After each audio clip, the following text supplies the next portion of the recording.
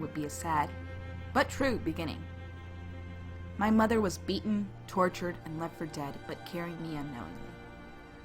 Going to one of the many elven clans, there I was born healthy and lived among her elven brethren. After finding love and starting my family with a wonderful man named Fenrir, we had a daughter, Alicia. Little did I know that misfortune would come my way once more. While going out on a food gathering with my mastiff Shay, our clan was attacked by humans. Fenrir died trying to protect my daughter, who later I learned was kidnapped. As I saw my beloved die in front of my eyes, I vowed to do whatever it took to find and bring back Alicia to the clan and to always be by her side. I've spoken out of turn many times to my clan, and it's brought me more than my fair share of trouble, but they know I'm right. I will also admit that I do love to partake of fine wines and nails a little more than the average woman, but that's only to mask the pain. I often hide behind jokes and sarcasm. You know, it's easier to laugh at my own pain than deal with it. When it comes to fighting, I believe that I've proven my worth more times than can be counted. My clan is definite proof of that. I have used my femininity at times to get men to give me information, but never letting them get too close to ever touch my heart again. Until I find Alicia, I will not rest. My goal is to find her and save her from the monsters who took her from me. She is my reason for living, and she is the reason why I fight. I am Arya Hope, rejected by society for being a tiefling, though raised by only a human mother. I found enjoyment in music. My mother first taught me the lute when I was a child, and I found myself skilled in nearly any instrument I encountered. I truly felt the magical properties of music, so I decided to become a bard. And I left my mother at the age of 13. This drew attention to me, mostly responses of disgust. Early on as a bard, I would work rundown pubs, and I would be nearly booed off the stage before I could even perform. A kindly half-elf took pity on me, and she gifted me a brass ring that I've worn ever since. From that day, I was hell-bent that I would not be brought down, and I continued to perform. The half-elf, who introduced herself as Florinda Audit, became a regular in my audience. She went on to introduce me to a mysterious promoter known simply as the Shadow Agent. I've never seen his face. I know only his deep, raspy voice. He's regularly flaunted his connections and has proved an invaluable resource to me. Time and determination was to my advantage, as my skill eventually earned respect, and I've come to a point of moderate success. I will never let go of my dream, which is to one day perform for the royal court. The brass ring given to me by Florinda will never tarnish, and it reminds me that I will not tarnish either. I, Bagamnon Gorvroth, born in the heart of Dracovania, conceived by Durgrax, a general in the Dracovanian army, and Belnies, a teacher. I grew up enjoying some of the more finer things in life. A good home, plenty of food, and most of all, an exuberant amount of treasure. Until the age of 5, my father had taught me all he could about combat. So he sent me out to Grandmaster Zorbroth to complete my training. He said I had latent potential that he wanted to unlock. So, as the years went on, I trained with the Grandmaster, learning techniques I wouldn't think would be so amazing. I returned home after a few short years with my newfound experience of the world. I then became a member of the army, fighting alongside my father.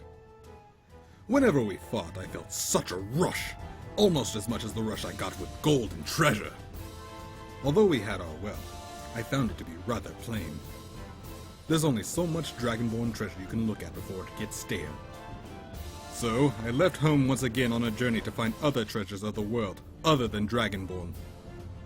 My mother supportive.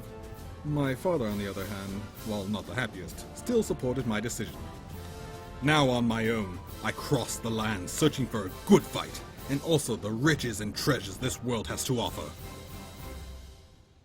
The dwarven monk Joseph Leadfist resented his life as a miner in the dwarven mountains of Goldthar, when one day, a group of nomadic halfling monks forced into hiding from a group of dragonborn mercenaries stumbled upon his mountain.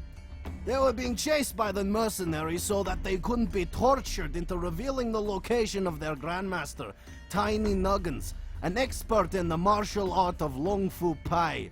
He's considered a war criminal to the Dragonborns, but a hero to others. Those halflings took a shining to Joseph, enough to teach him the art of Long Fu Pai.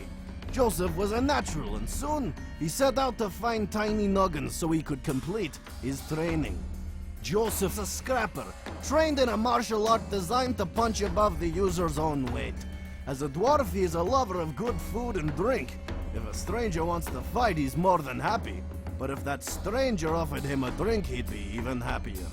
Joseph has a fear of horses, and unlike dwarves, doesn't like caves or caverns, reminding him of the dismal life he had before the monks arrived. I was born of a human woman and an orc, an orphan of the battlefield. The mercenaries who found me named me for the only feature they valued: brawn. As a young boy, I looked human enough, but there was something different, something off-putting about me that took me on as a laborer. I had a secret though. I loved to sing. That was what kept my hope alive during the dark times. One day, in my early teens, a traveling band of bards came and entertained an army the mercenaries were aligned with. Duncan, a singer of great renown, was drawn to the sound of drumming. In a melodious voice, he found me, trying to copy their music. I became a bodyguard, and eventually, a member of the band of bards. I no longer needed to be violent or destructive. I had found peace. Peace with Duncan and the band. There, I finally found the acceptance and friendship I had sought. I'd found a family. Sadly, the brightest lights often cast the darkest shadows. Duncan's benevolence hid a darkness. He used the power and resources he gained to find an ancient spell that granted him immense power. He summoned a demon, and in exchange for this immense power, the demon slew the band members, save for me. I barely managed to escape with my life. My escape came at a cost. The demon tore out my throat, permanently ruining my voice. I swore revenge on my former leader, and the demon that destroyed my friends, falling back on the natural instincts and skills of my father's people. My orc heritage and the skills I learned from the mercenaries would now serve my quest for revenge. I've spent the last decade training myself to find the man who betrayed me and my family. I've become a fearsome swordsman, renowned for my rage on the battlefield. Someday, I will find Duncan, and he'll taste the rage of my blade! My name is Dama-May. I've lived a very sheltered life in Lua, a small town in the country of Alernon. It's just outside the capital of Arario, but a bit more north. I grew up with my father, who is a priest in the Church of Sehanin. I was basically raised in a convent. I studied to become a cleric so I could help people. Since I am partly celestial, healing comes naturally to me. I also learned how to fly and have really large wings, but they can fold into my back so it looks like nothing's there. Due to being able to fly, I never actually learned how to swim, and I always thought I was going to stay in Lua and become a priestess. On my 20th birthday, the High Council of Sehanin came to me asking for my help in recovering a sacred artifact they call the Crescent Moon. The council believes that I will be able to find it and harness its true powers because it was passed down from celestial beings. I'm linked to it because of my lineage and should be able to sense it if I ever get close to it. Although it's going to be tough because not many people believe this artifact even exists. However, if it does exist and falls into the wrong hands, it could be used for evil. So I've set out on my first journey away from home. It's going to be hard since only a select few know who I really am. If I am to show my true self to someone, they might get scared, or worse, I could be putting myself in danger. I'm trying to masquerade as a very young half-elf as to not arouse suspicion of what I'm up to. I believe that whatever happens to me is in the hands of the great Sehanin, and I will do my best to succeed on my journey.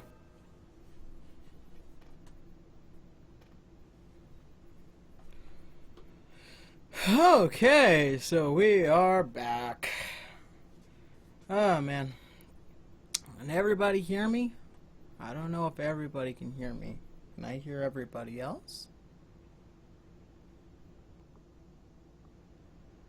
Can I hear somebody? Hi! There we go. Nina, that was adorable. No, it's gross! You're gross! Ugh. I might actually fix that a little bit later. The volume on the music's a little too low, so. I gotcha. So yeah, welcome back everybody to D6. Now, I may seem a little off tonight, mainly for the fact that I had come back from a little endeavor, I've returned from a LARP game last night, and so I'm relatively beat up. And so I was pretty much out until almost 11 this morning, and so I woke up. I'm all like, "Ah, shit! I gotta get everything done." And all the way up until the last minute, like I had to finish Monda's video. I had to finish some of the promo cards, which you guys are seeing now over my channel. Which actually I need to show you guys. Share screens. There we go.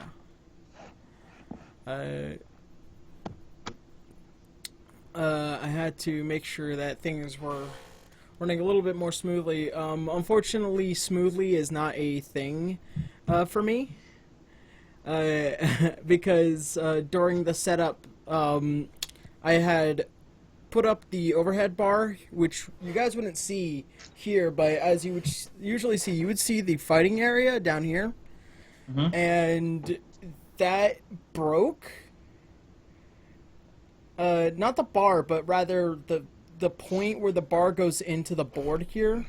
And then it just, like, one of the ends snapped and the wood pushed out. And so I have to, I'm gonna end up having to buy one of those, it's basically, as Yomi had said, it's a, it's a boom arm, and those cost quite a bit of money. So, because the thing is that I had to get the one that went as high up as it did for the original, and then as far as it did as the original, and that one was custom made. Or what I might do is that I can just find that wooden piece, or I'll just Gorilla Glue the wooden piece back together, and hopefully that will not happen again. But unfortunately, I didn't have enough time tonight, so we're going to have to deal with a tripod in the meantime. Okay. But yeah, but yeah, some exciting stuff besides my LARP shit. I have finally achieved 30,000 subs over on my YouTube channel as of this morning. Nice!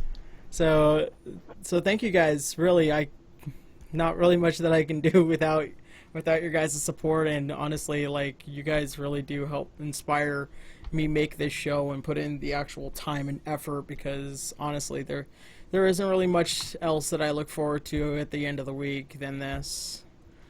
So, aside from that, you're welcome. We love you too. Yeah, I look forward to torturing my players every week.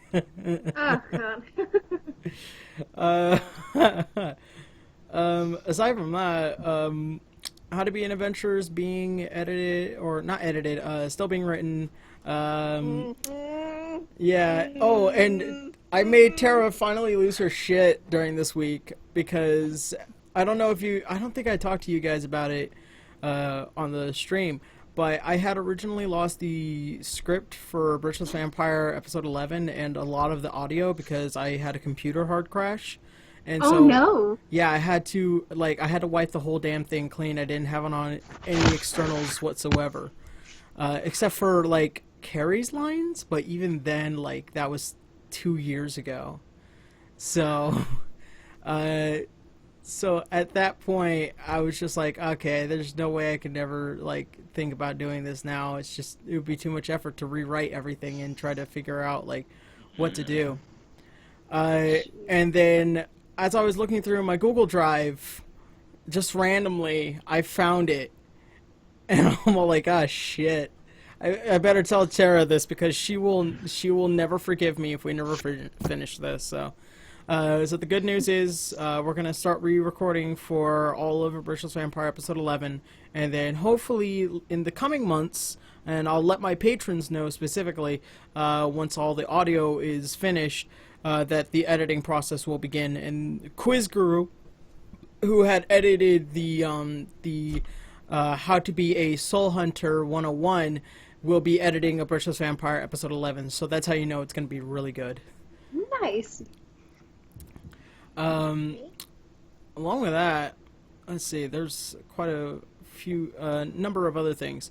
I think it would be okay to say this. I have officially met my quota for my Patreon this month, as I have come out with at least two videos that's over 5 minutes long.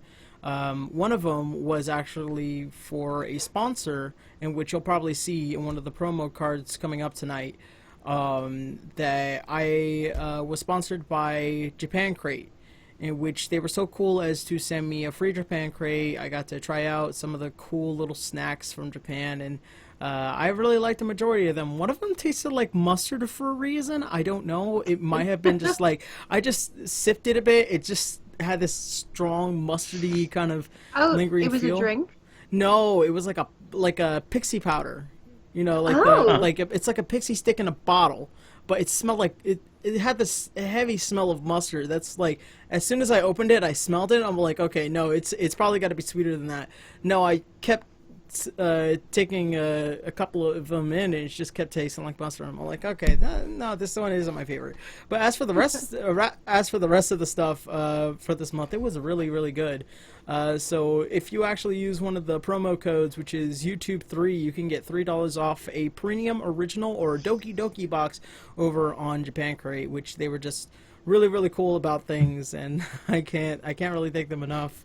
I might also be coming out with a D6 episode this upcoming Wednesday, as it seems like I've been posting a lot every Wednesday. So I've been relatively on that ball. So hopefully I'll be posting episode 14, which I thought originally I had lost, but I went through a lot of my flash drives, and I'm like, okay, this is where it went, because I had no idea where the fuck it went. And I think by the end of this month we will have How to Be an Adventurer written. Makako 8 will be written, and everything will be this has been like a real like a shift in change for the month, because just like with how Anime Expo turned out, with me trying to get back D6, and then with everything that's been happening as of late. On top of that, I've been really busy at work as well. And just how things have been going as of late have been kind of real touch and go. So just this month is just me trying out a few new things, and so on and so forth. Okay, can you guys now hear me? I Yep. don't know if my Yes. okay. Okay. Yeah. For Can some you reason, hear me, Eva? of course I can hear you. Hi, You Eva. haunt me. You haunt me. He haunts me too. I know. Which, by the way, we're You really both talk to me first. I know. we are really lucky to have Hawk tonight, because you got back from doing the bar, right? No, I'm doing the bar Tuesday. I'm leaving tomorrow to do the bar. I was originally gonna go Oh up my on God. Sunday, aka today, but bad shit happened, so that didn't happen. So instead, I'm going tomorrow. Yay. Glad to have you with us tonight, and good luck. Yeah. Yes. We all know he's gonna make it. He's just doubting himself. So send him all your You're gonna do positivity, great. people. Yeah. Send him some love. Let's trend Yeah. hashtag pray for Hawk. No, that sounds like something else happened. Also, I didn't show any tank. I'm pretty sure a lot of people did kind of notice that I didn't show any tank tonight.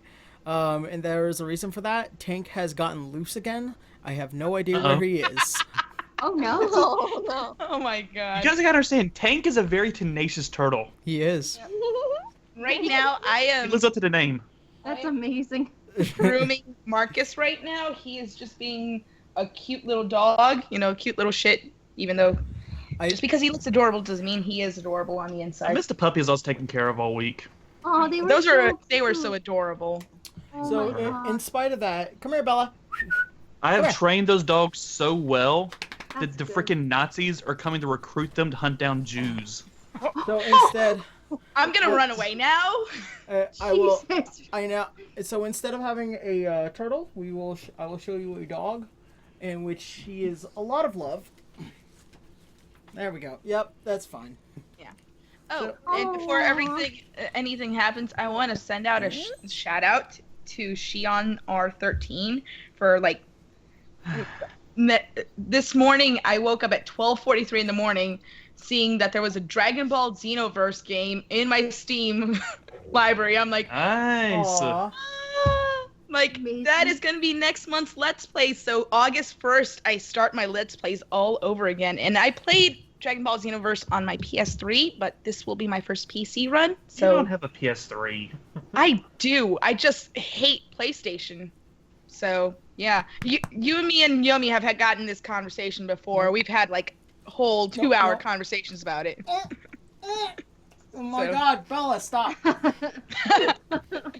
Bella is the new center of attention today. Yeah. I love Oh, that. ah! She's compensating for Joseph. God. Somebody's got. No. I know it was on sale, but it's still appreciated. So. We're gonna shave Bella's head and put her in a karate gi, and she's gonna take Joseph's place for the rest of the game. Aww. Speaking of, where is Sam? I was like, where'd he go? Oh, he commented He into the lost chat his earlier voice. he can't speak. He Yeah. can't oh, Like, physically Making sick. noise. Like it's really sore throat, can't talk kind of thing. Like strep dad sounds like. Oh, okay. That Then, sounds not good. then I guess I'll have to be Joseph again for tonight. We're Oh, sorry. fuck that. I'll be Joseph. Then what about Well- Yomi? Is he coming tonight or? He's supposed to be coming. All right. Hope He said, he'll- he said earlier he was gonna be running a few minutes late. All right. Yeah. Well, that's fine. You get me and you lose those other two. Yeah. Oh, yeah, by the way, I think we got a better deal. You did.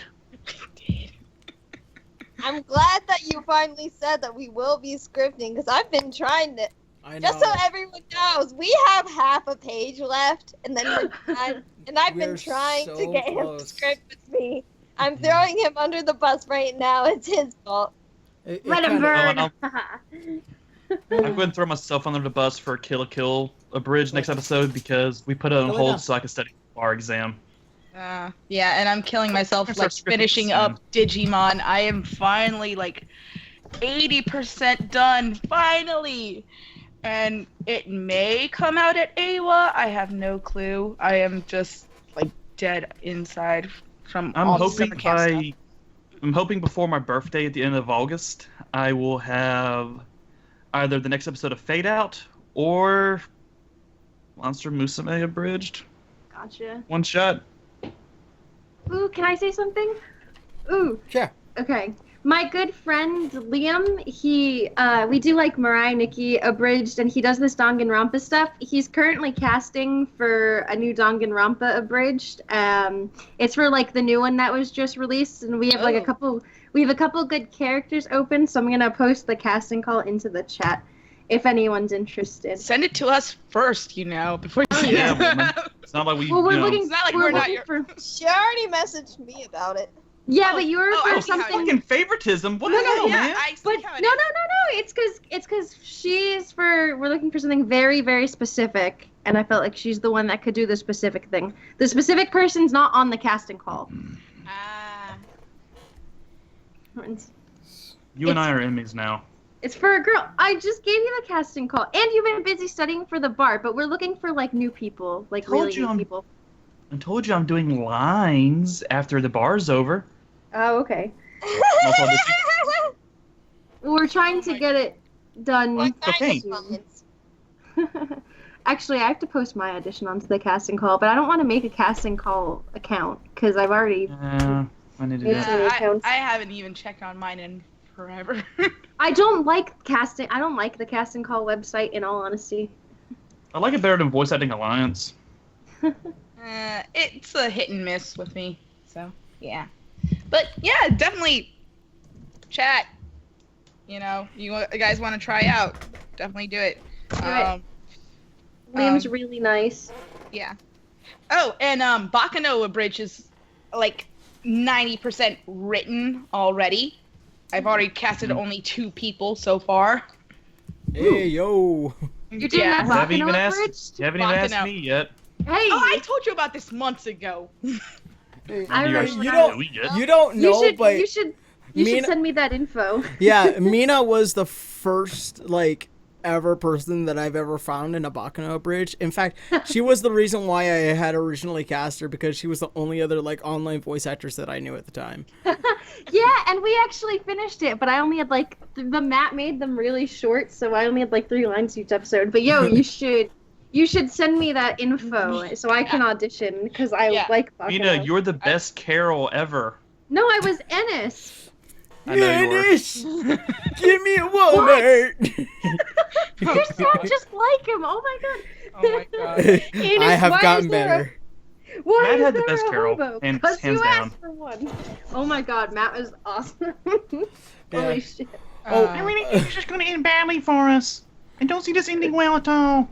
So yeah, that's what I'm doing. Digimon and Bakanoa Bridged, and maybe something else. Maybe Death Parade. Depends on whether it depends on whether my partner. Something. I know. I have 3 projects, but fuck it, I'm lazy. I'm not gonna lie. Project! The rest will follow! I think I have one announcement. I'm almost done with my first demo reel in 3 years. I Congratulations. thought I was supposed to be editing that, but I haven't finished recording it. I mean, So the voices are Hestia, Angry Hestia. shut up! and then slightly less angrier Hestia. Yeah, less Angry Hestia right there. That actually hurts. Hey, no, you have to include Arya. You have to include Arya. Arya's bored Hestia. Hey. I do actually have. You're gonna get your ass kicked in this game, and I'm not gonna save you. I know. Tara knows I'm joking. We've had a long conversation about this before. Jesus. All right. Because we were both typecast. Oh, We have range and guys, people I'm typecast. going home. I feel Okay. that, man. All people ever Aren't have you to use is already my home? normal voice. Yeah, aren't you? Come on, Aaron, don't logic. No, ours Don't is logic game- me, asshole. I love your grammar, Tara. Don't you dare logic me, you asshole. So yeah, Check out all look these for our shit. That's my dice. You forgot about turned on Hestia. Oh god, She's horny never Hestia. off. Oh my god. She's never off. No, she's not off. She's just simmering. And drunk Hestia. You know what, Techno dude? Yes. I'm talking to the guy in the chat, okay? Not you. You're the other Techno dude. Speaking of chat, so last week I was made aware of a very particular commenter, as I was told by by quite a number of my players. They had blocked him officially on this chat. Now, for that reason, is that he was saying some rather unnecessary things and rather harassful kind of comments. I do not, and this is specifically in my rules, do not harass this stream. That includes me, that includes my players. Do not do it. You will be blocked. Because not only does that create a separation point of not only towards me, but also my players, it's also very rude and very unnecessary. Now he What had happened? tried to contact me on Twitter. I had completely ignored him. But I want you guys to know, do not harass my players. A majority of them have mod powers. I want to just give everybody a fair warning about that. All right, that's as much as I want to say about the matter. Let's just say one warning and that's it. That's how I usually do things with my stream, at least. I will warn it for right now. If it comes up again, I will not be very nice about it next time. Because I can turn off the chat. All right. Gotcha. That being said, anybody else have any more announcements? We got about 1 more minute before we get right into the game. I just woke up. Oh, you're awake. You poor child. Yeah, dude, like, I didn't think I'd be asleep this long. Oh, I feel for you. I feel for you. Oh no! I woke up at 11 this morning because I got my ass handed to me in LARP. Nice. That's never fun. Oh, shit. Hey, I guess I'll announce that my Undertale review will be out this Saturday. Yee. Nice. Hey. You're reviewing Undertale? Yeah, just to see if it's really as good as people say. Oh, okay. Well, to Good luck answer with that, that one. yes. Hey, to every man his own. Yeah. Hey, Richard, fuck you. No. No, I'm thank thinking you. about celibacy until after the bar exam. I feel like I'm missing one of my dice. Speaking of, I should probably go get mine right now. Yeah, you should. I'm in my living room today and not in my closet where I usually do all my shit. So, yeah. You got Save about your 2 jokes, minutes. kids. I was like streaming like a minute before you started because I was setting up my new OBS layout because I now have Dragon Ball Xenoverse and I'm setting up the overlay and all that shit for that. Ah. So yeah. Now she's not trapped in the closet. Oh, fuck off.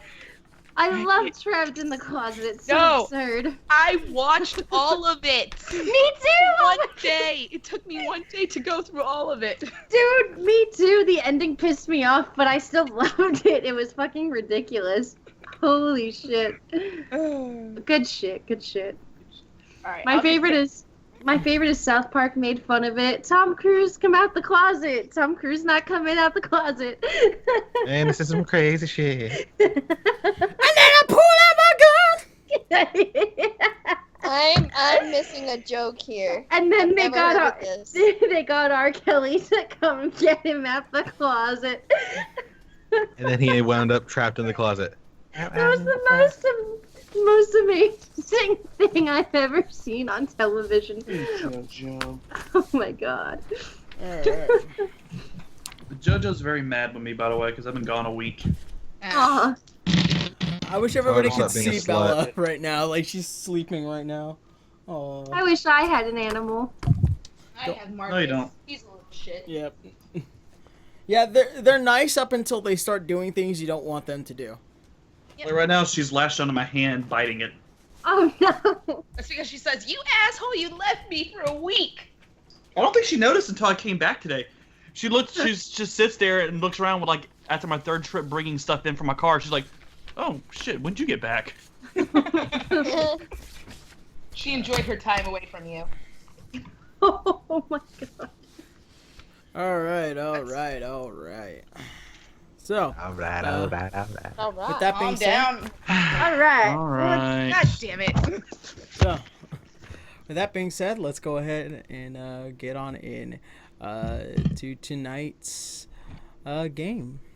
So, where we last left off, our players had gone to Excelsium in order to search for tiny nuggets, in which they had been intercepted by none other than Ineliaqui, which was one of the 3 elders of the Emerald Enclave. Along with her was a green dragon that she was controlling. stopping at one of the more western areas of Acelsium, they had stayed for the night, or stayed for the day, rested up, and trekked outwards to find Tiny Nuggins, in which they had found one of the lost temples of Kord, which was guarded by Amun-Ra, which is a great sphinx, who truly is the guardian of the Kord temple. Along with one of the acolytes, a kobold named Kip, along with Kord's champion, Tiny Nuggins. After another fight with Aneliaqui and the Green Dragon, which led to her defeat and death, they had went to go search for the Ruby Enclave, in which, after a short time, they had. Upon entering the Ruby Enclave, they met with the leader, Anfa, who had introduced them with a new ally, none other than Mandamea, in which she had given Alana a task, otherwise known as the 4 elemental trials of the clans, in which her first trial was by fire.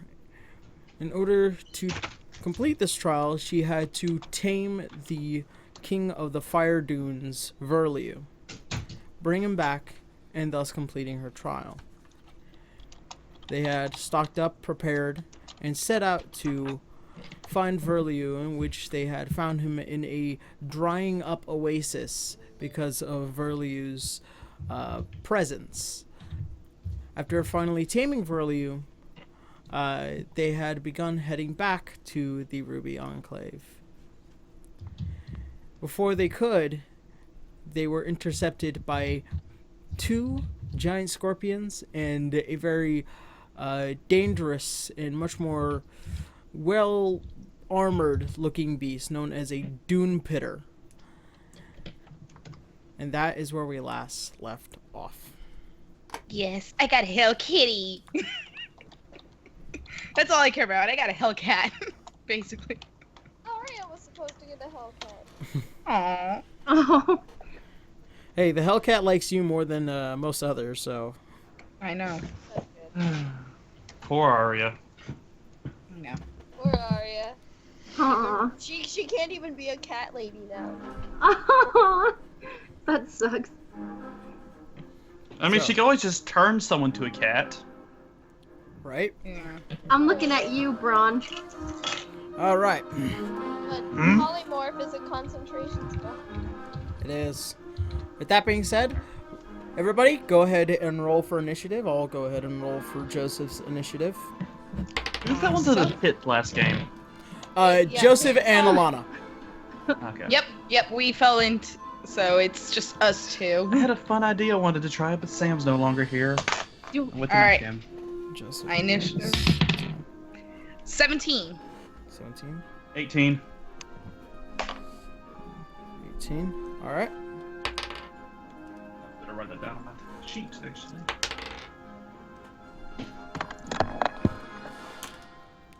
Alright. Arya? 10. 10. Begonman?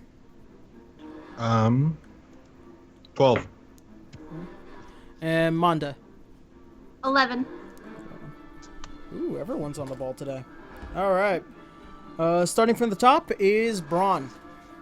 You are right here. Alright, hold on. I have a hard time pulling Skype. Can you point to my character again? Sorry, Skype was not pulling up for me. You are right here. Okay. Let's see. I'm gonna go ahead and enter into a rage. Alright. How deep is the pit? The pit goes in about 20 feet. You can, I would say if you were to do athletics, you can probably slide through with enough speed. Okay, because I was actually going to see if I could jump onto one of the scorpions. The scorpions are over on the other side. Oh, they're not actually in the pit. Yeah, only the Okay, Doom okay. Pitter is in the pit. Okay, I got you. Yeah, which by the way, a Doom Pitter is just a heavily armored giant scorpion, and a little bit stronger. How did they get heavily armored? Oh my god. They live scales. They live much longer. Oh, gotcha. Let's see. So I'm just counting the movement spaces. Alright, I'm gonna have Braun advance and try and leap onto the back of the Doom Pitter and aim for his tail if possible. Because enraged, I have at least 40 movement enraged. Alright. Make an acrobatics if you're gonna jump onto him. Acrobatics. Let's see what we get here.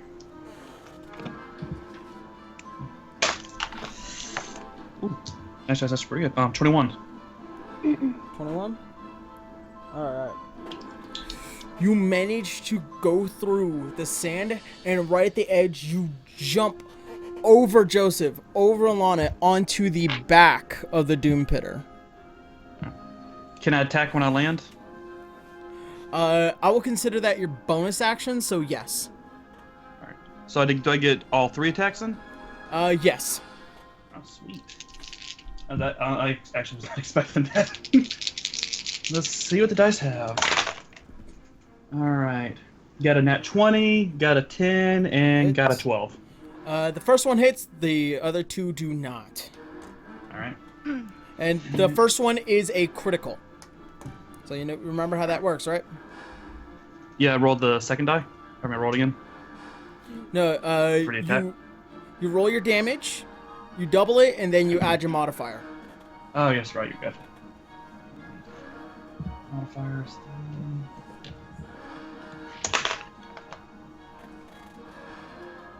That's 8. 12. 12. And I'm trying to aim for like the base of its tail, if possible. Alright. 12.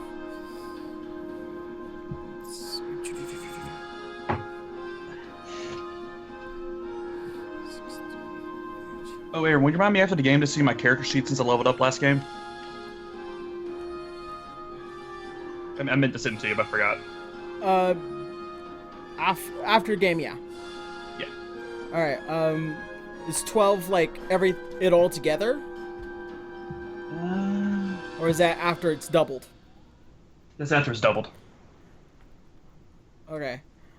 Then I added my modifier. Okay. I was gonna say 12 points is pretty low for a critical. Yeah, I rolled, and then after I added my modifiers, it only ended up being 12. Alright. Guess I rolled a 4, and then after I had my modifiers, it got to that. Alright, as you try to attack the tail the first time, you cut, and you manage to get your axe in relatively deep, but it doesn't cut the tail completely, and then you try to hack at it a couple more times. Just in this blinded rage, you cannot hit that same spot twice. Or twice afterwards. And from that point on, I'm going to go ahead and call that the end of your turn. Next up is Alana. Okay. Your movement is cut in half, by the way, since you were in the sand pit. Ah, correct. Okay. My movement is cut in half. And in order for you Berliu's not with me because he sensed it. But... Yeah. On top of that, I need you to make an acrobatics saving throw. Okay. Let me see. My acrobatics is... Oh, awesome. Oh, nat 1. As you get... Wait, acrobat... No, it's athletics. I'm sorry. Okay, athletics. Okay. All right, let me re-roll then. Yeah, I'll add the re-roll because I fucked up. Okay. Athletics. So it's... Okay, so it's 15. 15? Yes. As you are being dragged into the pit, you try to fight back a bit. You don't get dragged in more, but you are staying where you are. Okay. All right. And so while I'm doing that, let me see. Would prepping my longbow be a full action or bonus action? Bonus action. Bonus action. Okay. For the moment, I guess I'd throw my last dagger, trying to aim at the what was it called? Doom Pitter. Doom Pitter. I need to write that down. Usually I write them down. Yeah. Yep. This is considered a Actually, you want to know what? Make a history check.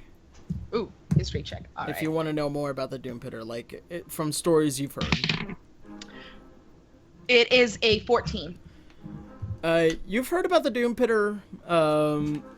Sometimes you've heard whispers from passing people. What you know about the Doom Pitter is that they drag in their prey by creating a pit, and the sand rushes under them, and it drags the prey in. They then strike them with the venom, and then they become paralyzed. Okay. These are very rare creatures, as they are not very common. Okay. Unlike giant scorpions, where you'll run into them a lot, a Doom Pitter, there's probably a 1 in 50 chance that you'll ever run into one. Okay. All right. So what I'm gonna do is, because I know of a little bit of the legend, I'm gonna try to dig my way out of that sand pit. All right. Go ahead and make a athletics roll. All right. Oh, thank God. 19. I don't even need the... As you heard of the legend of the Doom Pitter, you immediately turn around and you pull your legs out from the sand and you climb back up to the top with just enough strength, and you manage to pull yourself out of the pit. Okay. All right. That's not fun. And I'm gonna use my bonus action to at least try to prep my explosive string. All right. So it is now considered prepared. Yeah. And with that, I end up consider this bonus action. So. All right. And from that point, let's see. Would I have to also roll for Verliu as well, or as he is a sentient being? He is not sentient. He is tamed. He is but we will get to him when you use him. Okay. All right. There are some DM things that you don't know. Okay. And from that point on, it is the Doom Pitter's turn, and he is going to attempt to shake off Braun. Yeah. Let's see, 15 plus 3. I need you to roll a strength check, Braun. Strength? Okay. Yep, just straight strength. Straight strength.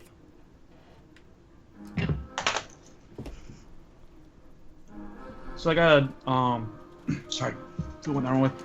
I got a 17. Do I add my modifier then, or just leave it this straight die? Okay, so 22. All right. As it tries to shake you off, you grab onto the tail, and it is now rustling around wildly in the pit. This is getting very sexual.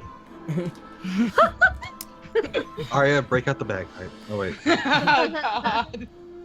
The bagpipe is dead. No, I have a new bagpipe. Oh yeah, I thought we bought you one, didn't we? It will then try to attempt to make 2 claw attacks towards its back in order to try and hit you. The first one is 18. It is. And the second one is a... No, the first one's a 20. The second one's a 14. No. The first 20. one hits. I keep forgetting that I'm supposed to add +3. Fuck. So it is... The first one is 21. The second one is a 15. Both of them hit because my armor class is 15. Okay. Alright, so... It's 2 combat attacks. It's going to...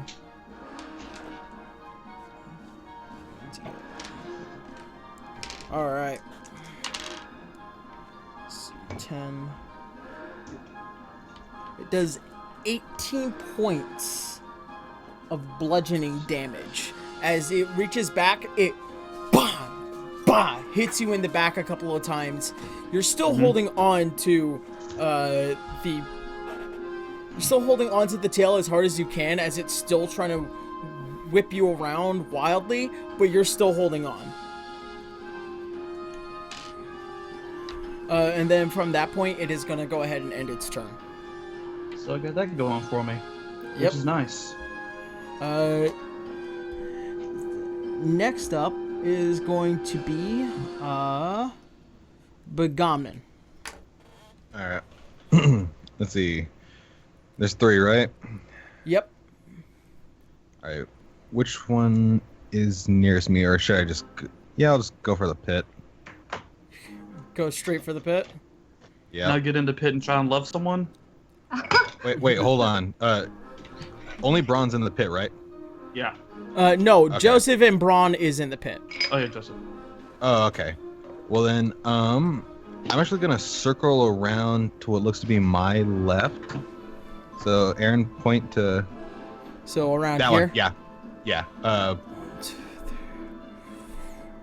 You make it about here. Alright. And still have 2 more throwing axes. So I'm gonna go ahead and toss the remaining 2 throwing axes at this one. Fuck. I can't. The Doom Pitter? Yeah. Alright. Well, no. This giant scorpion? There you go. Okay. Go ahead and make 2 attack rolls and add your dexterity since you're throwing it. Yeah. There we go. Sorry about that noise. Had to get a cork out of a bottle. 22 total on the first one. That hits. 17 on the next one. That also hits, just barely. Aw, yee. Alright. You're already one up into orc.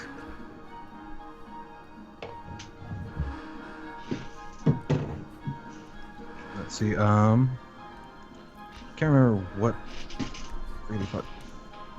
Okay, there it is. 5 and 3. 5 and 3? Yep. So it does 8 points of, I believe it's slashing damage? Yes. Okay. So...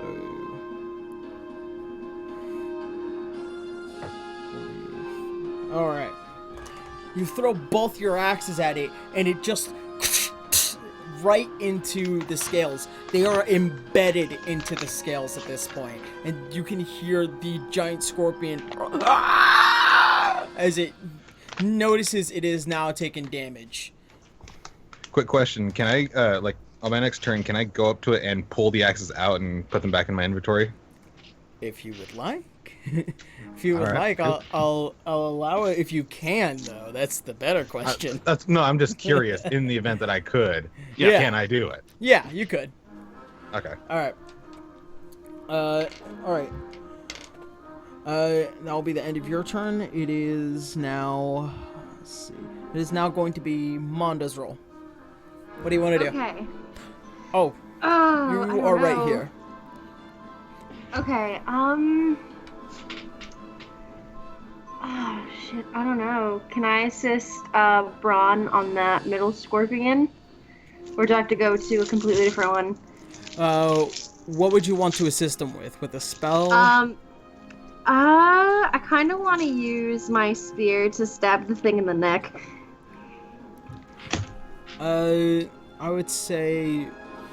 go ahead and make an attack roll and add your dexterity modifier, since that is a since it's a throwing weapon.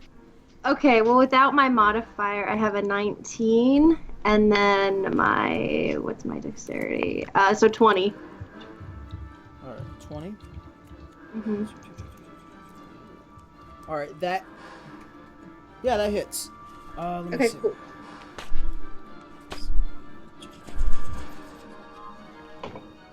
I gotta remember what, because you don't have a magical spear. That's the thing.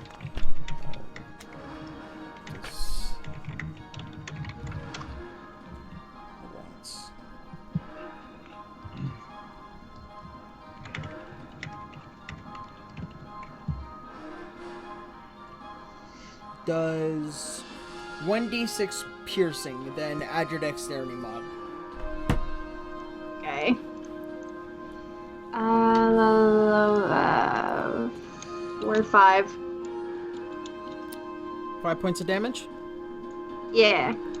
So you end up taking your spear, and you just see a nice good point right under the scales, and you throw it, and it lands right into the scales, right in between, and it begins to whip around wildly. Much harder than before, Braun. I need you to make a quick strength check before... Alright.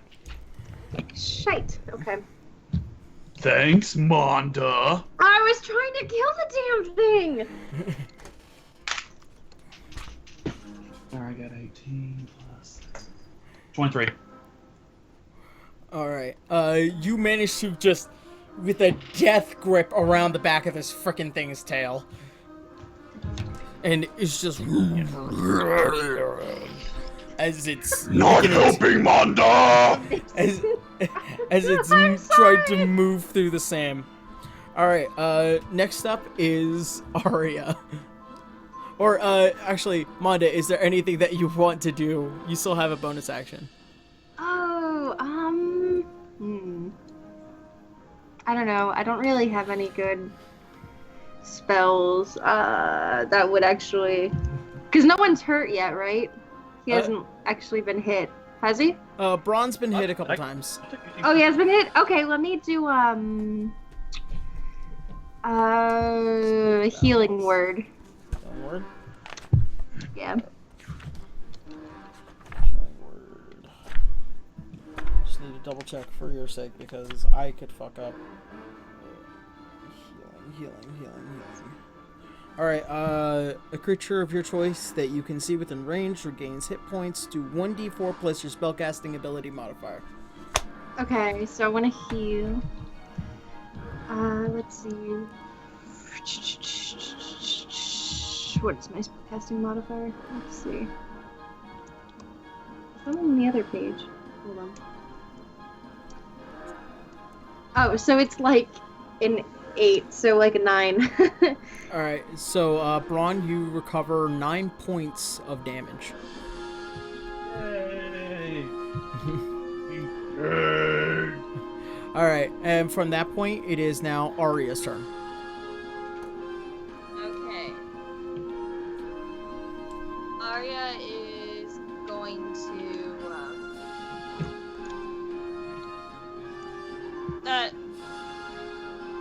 the second closest scorpion thing, I forget the name already. Doompitter. Doompitter. Alright, the second closest one, Arya is going to use her Ring of Animal Influence to use Fear. Use Fear on this guy? Yes. What's the range on that?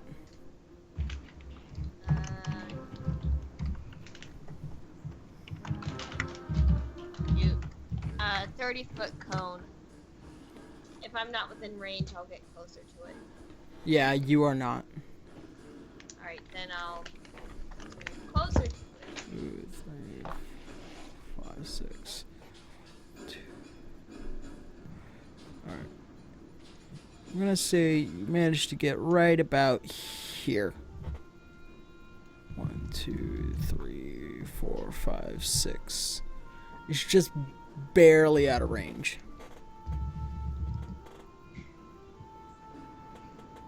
Alright, I will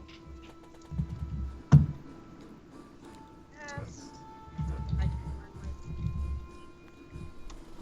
What? Instead then, since I'm out of range, I will cast Cloud of Daggers instead. Alright, that is 60-foot range? Yes. Okay, go ahead and roll an attack roll to see if it hits. 19. That hits. Yeah.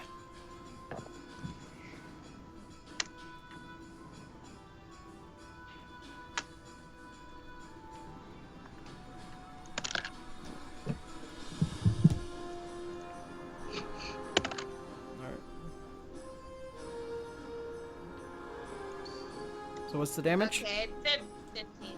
15 points of damage. 2 sudden clouds filled with arcane daggers appear before the giant scorpion and and just hits the giant scorpion. It begins to also rustle within the sand and kind of push it aside. It is acknowledged, both you and Begamnin now, as a major threat. Oh, yeah. That's not a good thing, buddy. It Well, is. to him it is a it good is. thing. It is a good thing, because it knows I'm a threat, so it won't try to fuck with me. Or it'll try to No, kill no, you it's first. gonna try to fuck you up is what's gonna happen. Yeah. This is no type of fucking. And I'm gonna fuck it up. The first one's gonna be placeful. This is just angry fucking. Like you're trying to work out some issues in a relationship, but it's just not working.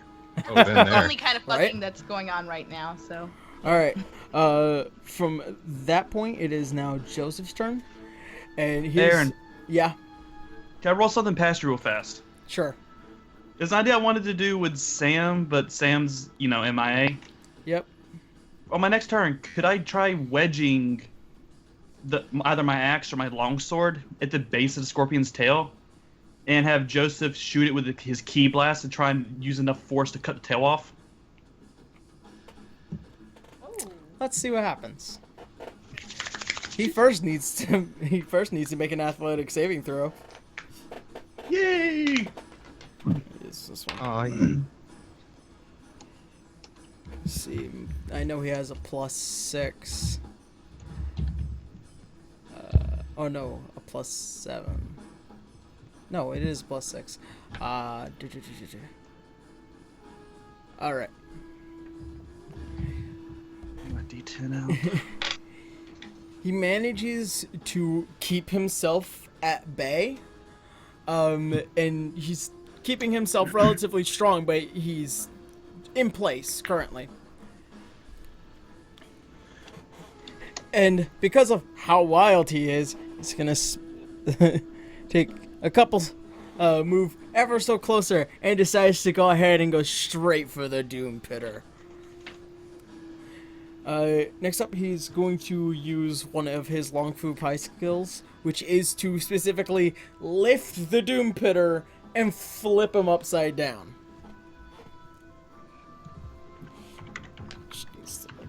Meanwhile, Bronze is just cussing up a storm.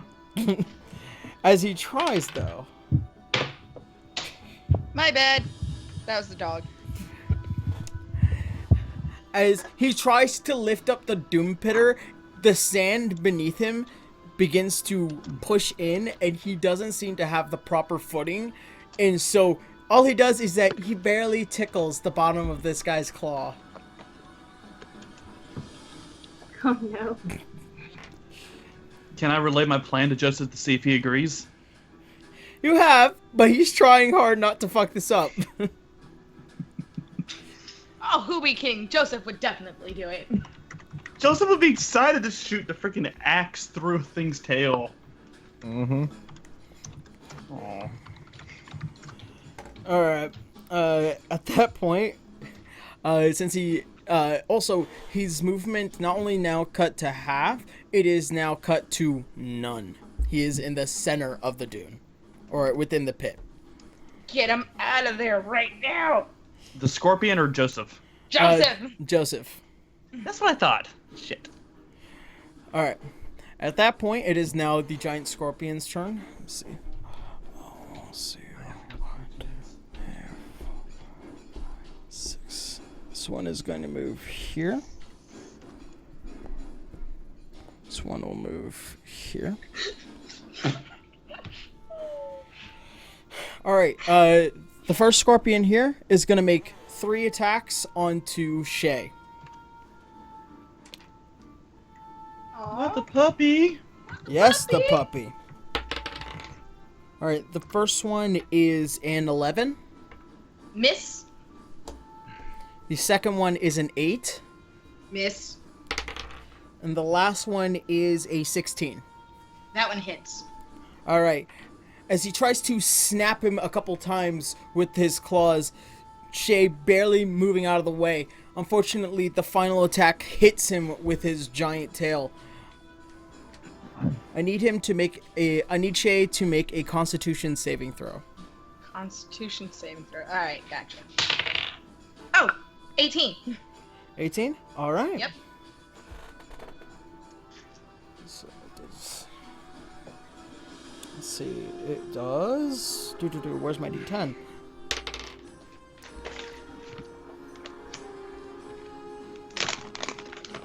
It does about it does 16 points of poison damage cut in half.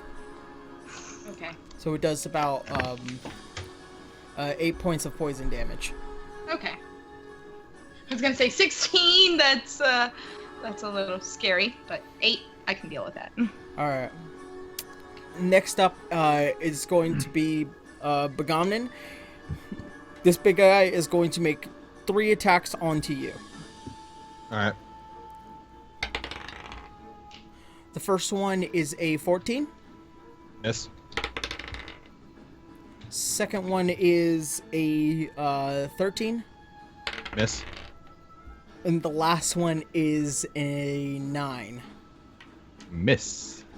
So as it tries to snap, and then try to come back with its tail, you, as a true fighter, manage to just get out of the way for all of its attacks.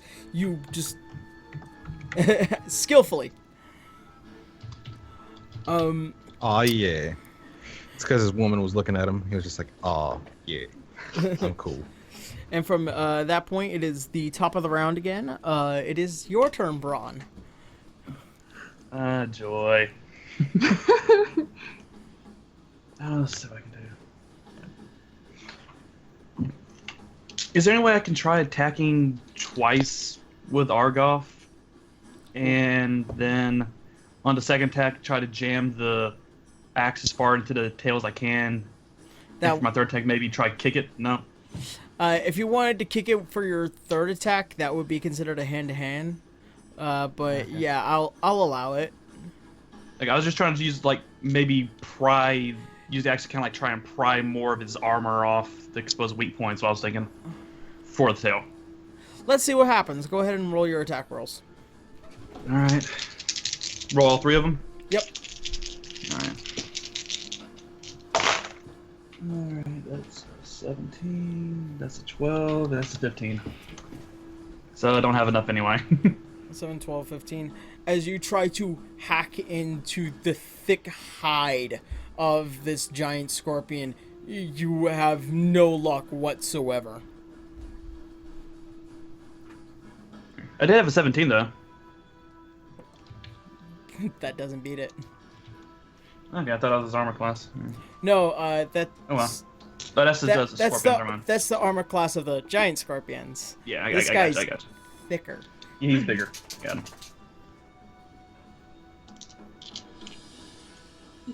Hi, dog. Aw, doggy. Alright, from that point, it is now Alana's turn. I'm getting distracted here. Damn. Alright, well, I've already prepped my explosive arrow, or the explosive bowstring. Yep. So I'm going to use one of my regular arrows and use it with it. Alright. Go. Let me see. How far am I from it? I can't see.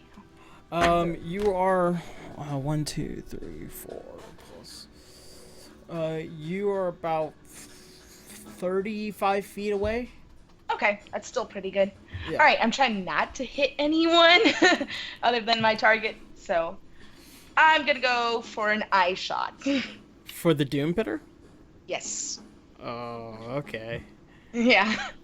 Go ahead and roll an attack roll, and let's see what happens. All right.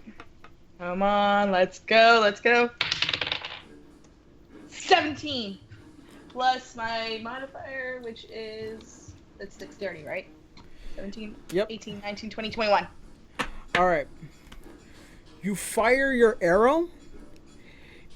It doesn't go into its eye, but it still explodes. So it goes, boom, boom, it explodes.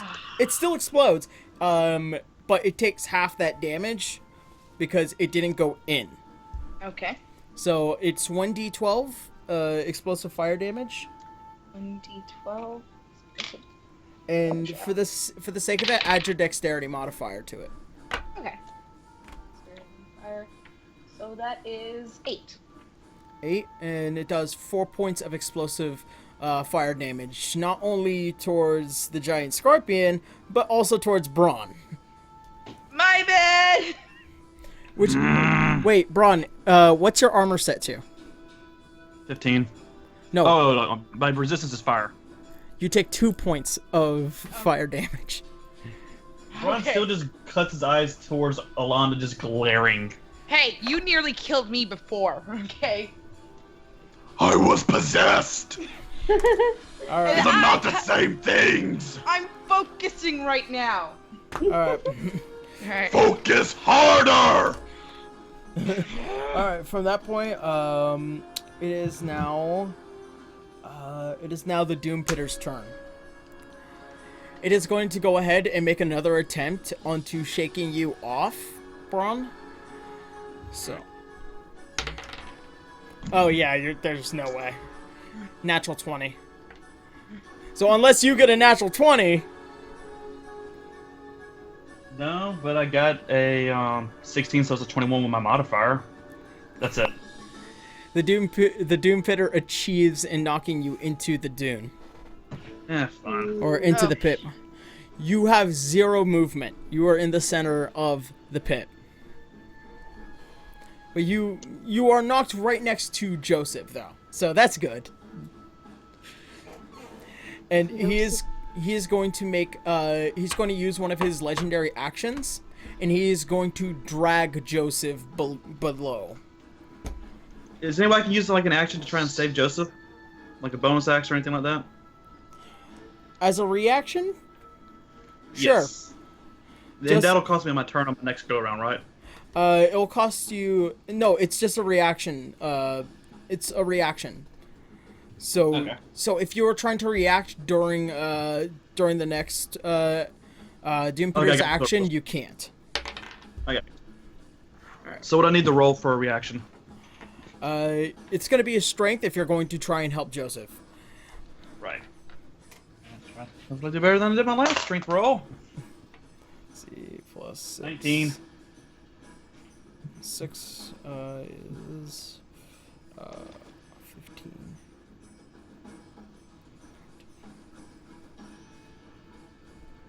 Alright.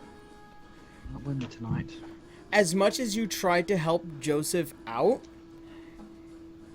he is then pulled under the sand. You still holding on to Joseph.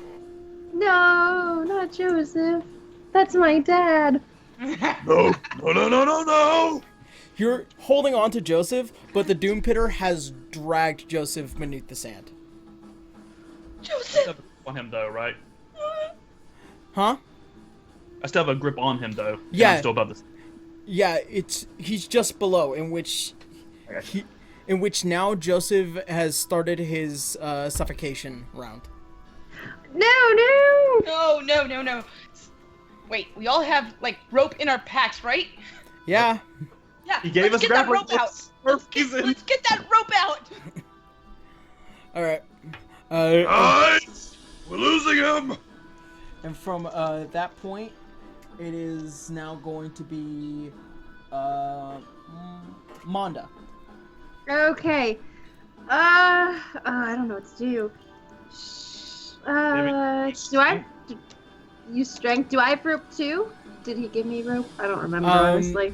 I believe it did come into your explorer's pack. So yes, you do have about a good length of rope. Can I try to throw rope down for them to grab onto to pull out? You may. Go ahead and make a dexterity throw, since you're trying to be accurate with it. It's less strength because the rope is relatively light. It's more, can you get it to them in the right area? Okay, so is that, do I roll 1d12, right? No, roll a d20 and add your dexterity modifier. Okay, so, where's my dexterity? 9, 10. Ooh. You pull out rope and you try to throw it. Unfortunately, you throw it almost too far away from Braun. So, as you throw it around here. No! Oh, shit. Knew I should have played football instead of sleeping. Ron just cuts his eyes over to her like, really? No! Oh no. Is there anything else I can do? Worst sister ever. You said your turn. Mm. That's your stuff. You guys, I want to let you guys know, somebody had gone over to our wish list and had bought me a proper wireless extender. So thank you, whoever did that. I will most certainly get that this week. Oh, that's Nice. awesome. Congratulations. Because that has always been a consistent problem, is the internet around here. Right. That's awesome. Holy shit. Thanks to whoever. That's so cool. Thank you. I'll definitely do a few shout-outs. Yay! Alright.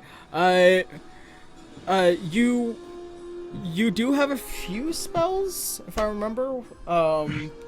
I don't think they would help in this situation. Unless you have Bigby's hand.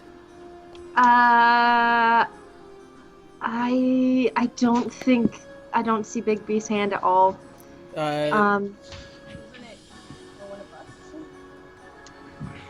Do one of you No. guys have Bigby's hand? I believe one of us, maybe Joseph might have it, but I have no idea. Yeah, I don't have it. Wait, I think it's you. Me? Yeah, because you're the one that bought that grimoire. Oh, yeah, I did. You do have, but I have Bigby's. did you set Bigby's hand? Is the better I question. have not said it. You don't know Bigby's hand at this morning. Something to keep in mind next time. We're fucked. That was one of the things that just went back past me. All right. Then at this point, Monda, there isn't really much you can do, and unless you I can't heal like someone else's wounds or anything real quick. Not currently. There's, I mean, Braun's still taking a bit of damage, but that's about it. Okay, damn, okay.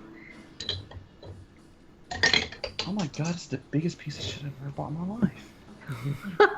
Sorry, I bought a Ghostbusters bottle opener. It's the shape of the Ghostbusters logo with a bottle opener in the bottom of it. It broke in the first use! That sucks. That does suck. Alright, Who are you gonna call? It's solid steel, too! I guess not Ghostbusters. Alright. Then, from This that... Burrow Bear is good. Damn. From that point, I'm gonna go ahead and say it's gonna be Arya's turn. What do you plan on doing? I'm going to go for that same This guy right here? dude. Yeah. Alright. And I'm going to go with my tried and true, my most reliable vicious mockery. Yes. Of course. Alright, go ahead and roll and see if it does hit. I wanna know how you can insult a giant scorpion. 16. That just barely doesn't hit. Oh, So, no. so as you try to say the words, you notice Joseph gets dragged under the sand, with Braun still holding on to him for dear life. And the words just don't come out. You're like, that's all you could try and say.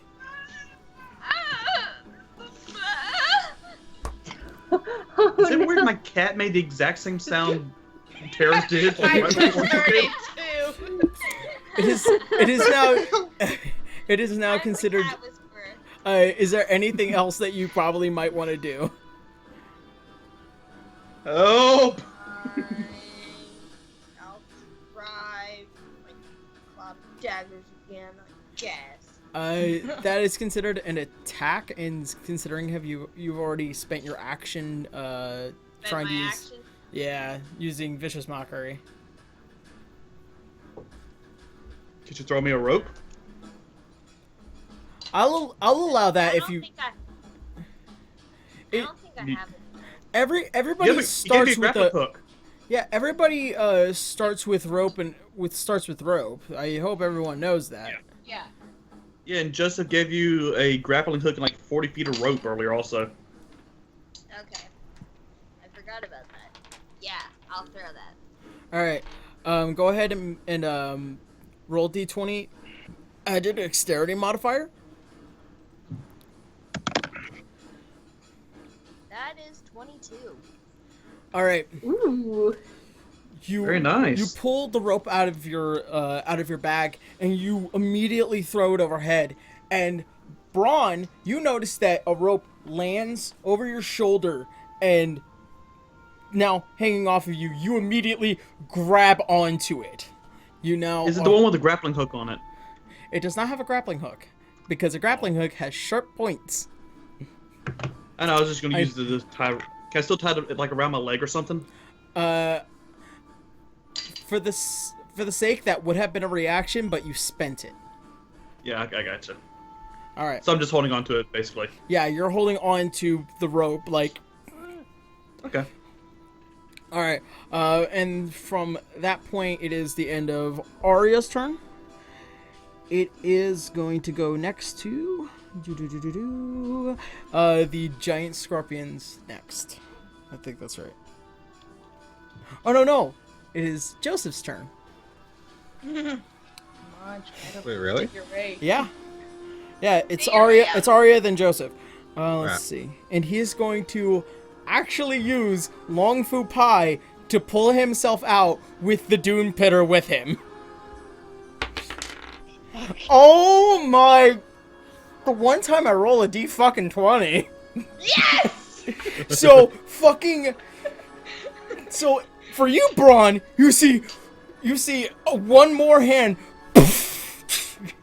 and Climb, you little bastard! and the hand that you were holding onto him with, he lets it slip through, and suddenly he pulls himself out of the sand, and he's like pulling himself, and now he's dragging one of the claw of the Doom Pitter along with him. He is pulling the Doom Pitter out with him. Now they have resurfaced. You guys are still within the center, though, and the sand begins to go ahead and start moving towards the center again. Right. Okay. God, I need a fucking cigarette after this. I'll give you one later. And Why don't you smoke it this time instead of gouging out my wounds with it? At this point, he's also going to spend a couple more key points to do Iron Core, in which now he is immovable. And he's still grappling the fucker. Yeah, he still has the fucker grappled. Think of it like this: the Doom Pitter, half of its body is above the sand, and the rest of it is below the sand. Gotcha. So it is considered grappled, and I think anybody that makes an attack on it has advantage. If I'm correct. Nice. All right. From that point, it is now Braun's turn. Awesome. Oh no, wait, no, not Braun. It is the giant scorpions. I'm sorry. Oh, it's cool. I have the piece of paper written here, and I'm going all out of order. All right. You got dude, you got 9 things to keep track of. It's cool. Yeah. All right. It's gonna come around here. This one is gonna come around here. All right. The first scorpion here is going to make 3 attacks, 1 towards Shay, 2 towards Verliu. Okay. Verliu's got his. All right. The first one is an 11 towards Shay. Miss. The second one is towards Verliu, and that's a 17. That hits. Okay. And the third one, which is his tail, and he's going to do that towards Verliu again, which is a 21. Definitely hits. All right. So as he tries to swing with one of its claws towards Shay, Shay tries to move out of the way as quickly as possible without falling into the pit. Verliu not constantly behind your back, just making sure that you're okay, doesn't take notice to the giant scorpion now attacking him, and he hits him twice. I need Verliu to make a Constitution saving throw first.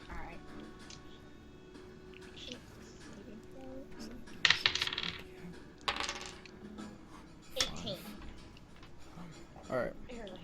18. Alright. The poison damage, first is the bludgeoning damage, which is 5 points of damage towards Verliu. The poison damage was originally 10, cut in half to 5, because he did save his con throw.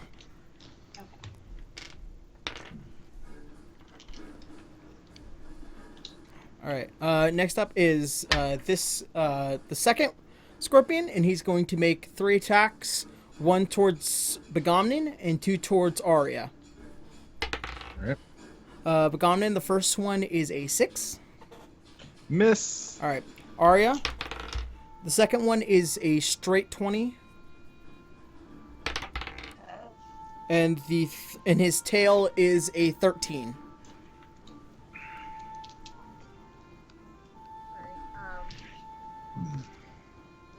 The 20 hits, and the tail.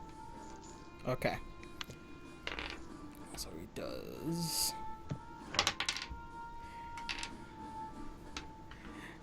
The giant scorpion tries to attack Begamnin. You, once again, knowing the movements of this giant scorpion, managed to get out of the way just in time. Unfortunately, Arya, the scorpion then backhands or backclaws you and hits you relatively hard and tries to hit you with its stinger, which it clearly misses as you are tumbling out of the way. You take about 8 points of bludgeoning damage.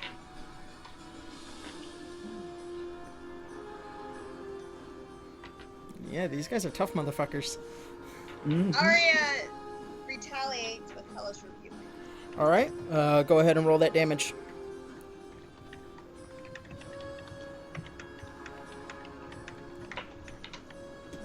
I always end up losing my teeth.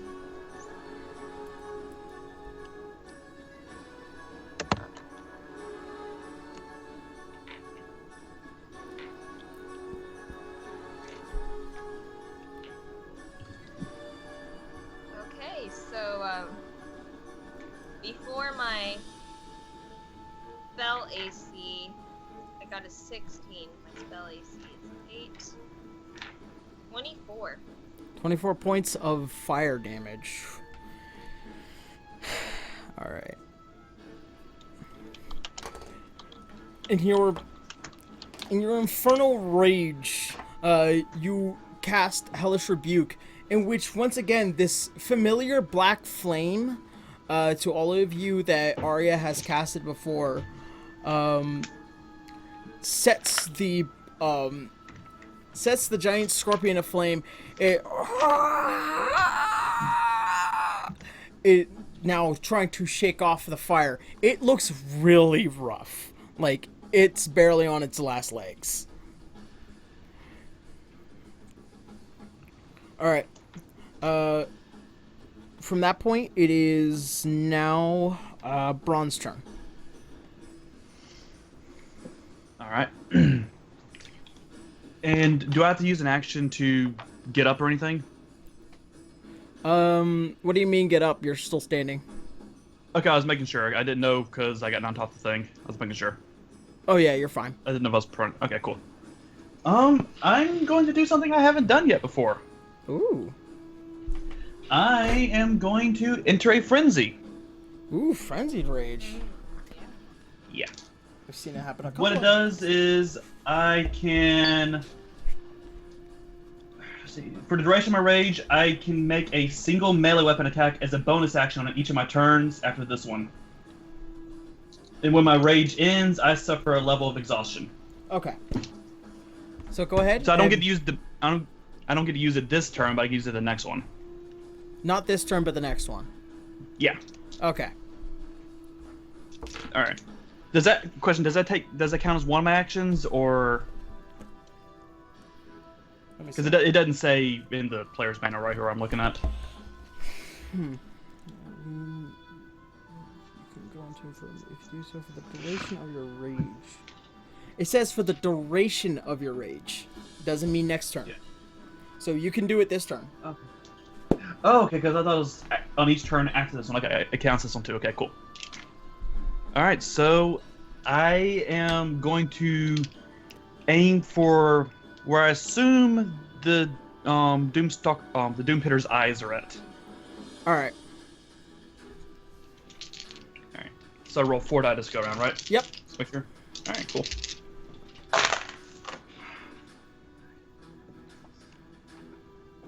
Mm, 19. Ugh. Alright. For the D20s, I got a. Sorry, I'm derping really bad all of a sudden. Do I have my street modifier to my attacks? I can't remember. Yes, you do. All of a sudden. Okay, cool. So that one is a 24. That one is a 16. And that one's a 9. That ain't gonna do nothing. And I'll roll one more time. That one is a 22. All right. The first one and the last one hit. Gotcha. So you suddenly go into a frenzied rage. Enraged, you try to attack this Doom Pitter. You attack its face, you gash into it, and you break some of its scales just with a pure force. And you try to hit it a couple of times, and it just rebounds off of its thick scales. And then you remember the original scar you left on its face, and you try to go a little bit deeper, and you just embed your axe into it.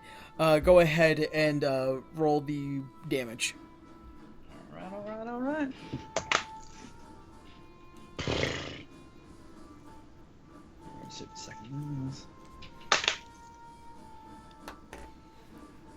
Alright, the first one is a 5.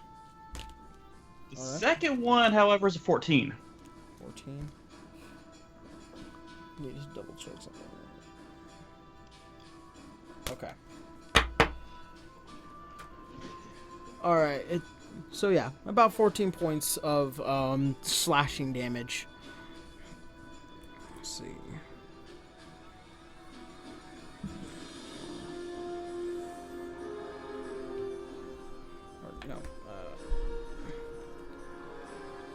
Yeah, it still pretty much stands tough. Alright. And from that point, it is now the end of your turn, and it is now Alana's turn. Okay. My axe is still embedded in his face, isn't it? Oh yeah, you're still up close and personal with it. Alright. I was basically like, my axe is still like embedded in his I just face. realized something, and I don't think you realized it. It is still grappled. Okay. You had advantage. Oh, fuck. It's okay. It's okay. We'll remember next time. Remember next time. I didn't realize it until it was the end. I'm like, wait, Joseph was doing something last turn. We rarely have grappled. Yeah. So yeah. Doom Pitter's still grappled, but for right now, we're gonna say it didn't work out. All right. Alana, it is your turn. Okay, I'm gonna move at least 10 paces to the left. Try not to hit anyone. Aim better this time! I know, this time I'm actually focused. Left or right? Because left is where everyone else is here. Right is all clear over here. Okay, right. Alright. I'm sorry, I see 2 other figures there, that's why I was like trying to... Get somewhere around here. Or, no wait, 5. 6. You get about here. Alright. Get over there. Since my exploding line can only be used once per turn, it changes back to regular, right? Or once per game? Let's see. I think if you This item has 3 charges and regains 1d3 charge after a short rest. During an attack action, the wielder may use the magic from the bowstring to make the arrow gain 1d12 explosive fire damage. The arrow must make contact with an object to explode. Okay. So you have 2 charges left. Okay. Well, I'm going to use 1 charge to actually aim for the underbelly, if I can. It might hit the foot, but it might also miss. The underbelly has, I would say, Is it more has 2/3 cover. 2/3 cover. You would have disadvantage. Right, But because it's grappled, it could be at a. I'll say because it's grappled and because it does have cover, I'm gonna say it's going to be a nice clean shot. Just go ahead and roll a 20 and see what happens. Okay, we'll see. All right. Yes. 19. That hits. All right. That just hits. And that is 1. Wait, it is explosive damage, not piercing damage this time, right? It does pierce first, but then you add the explosive damage on top. Okay. So, D6 piercing is 4. All right. And then the explosive damage, I forget which one is the 1d8, right? Yes. Yeah, all right. Oh no, the explosive is 1d12 fire. 1d12. Okay. 1d12 fire damage. Okay. And that one is 12. All right. That does about that does about 16 points of fire explosive damage. Okay. And for my bonus action, I am actually going to use something. Let me see. I've been considering whether or not actually using Bigby's hand or using Hail of Thorns. Right. Hail of Thorns would just create a, basically just wrap around it with piercing damage. But if I use Bigby's hand, I could probably do a lot more damage. Although I don't know, since I've never used it. So. That's up to you. Okay. For this one, since I've never used it, let's go with Bigby's hand. Wait, like I said, did you have Big B's hand set? Yes, I did. I did. I actually went through my laptop and looked for it. I'm on my desktop right now. I just went through my laptop looking for it. All right. I mean, if it's already in your spell list and there's a dot next to it, then yes, it's set. Yeah. Okay, then I'm glad you Question, will either of these kill Braun or Joseph?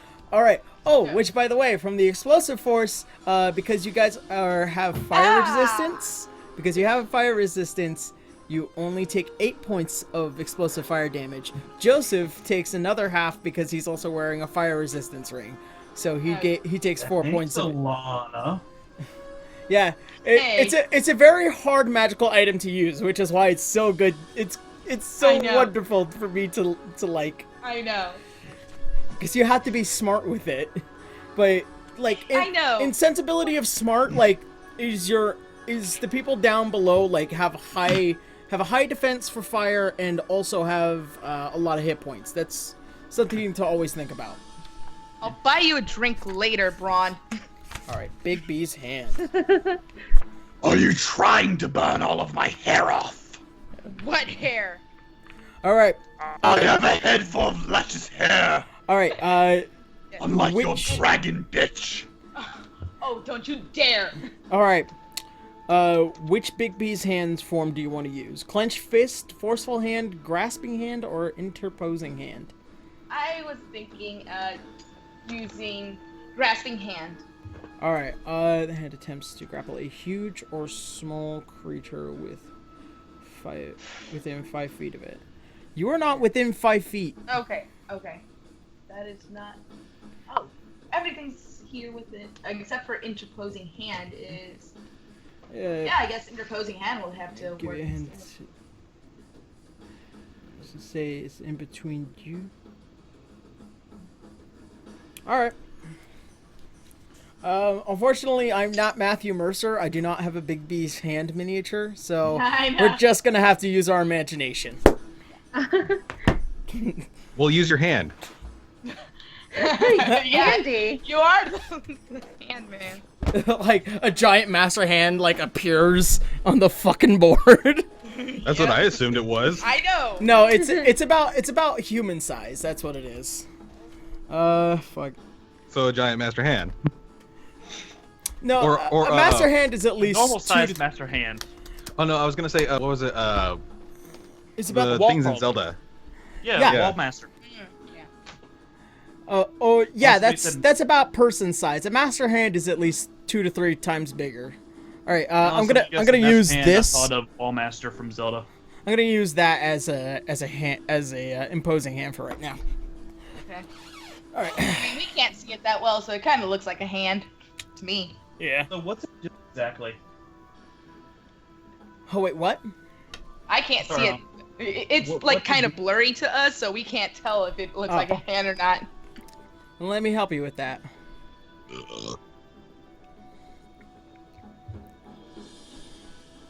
Oh, okay. Okay, that looks a lot Cool, better. cool.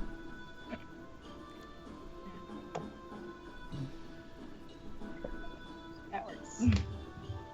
So, hand interposes itself between you and the creature you choose until you give the hand a different command.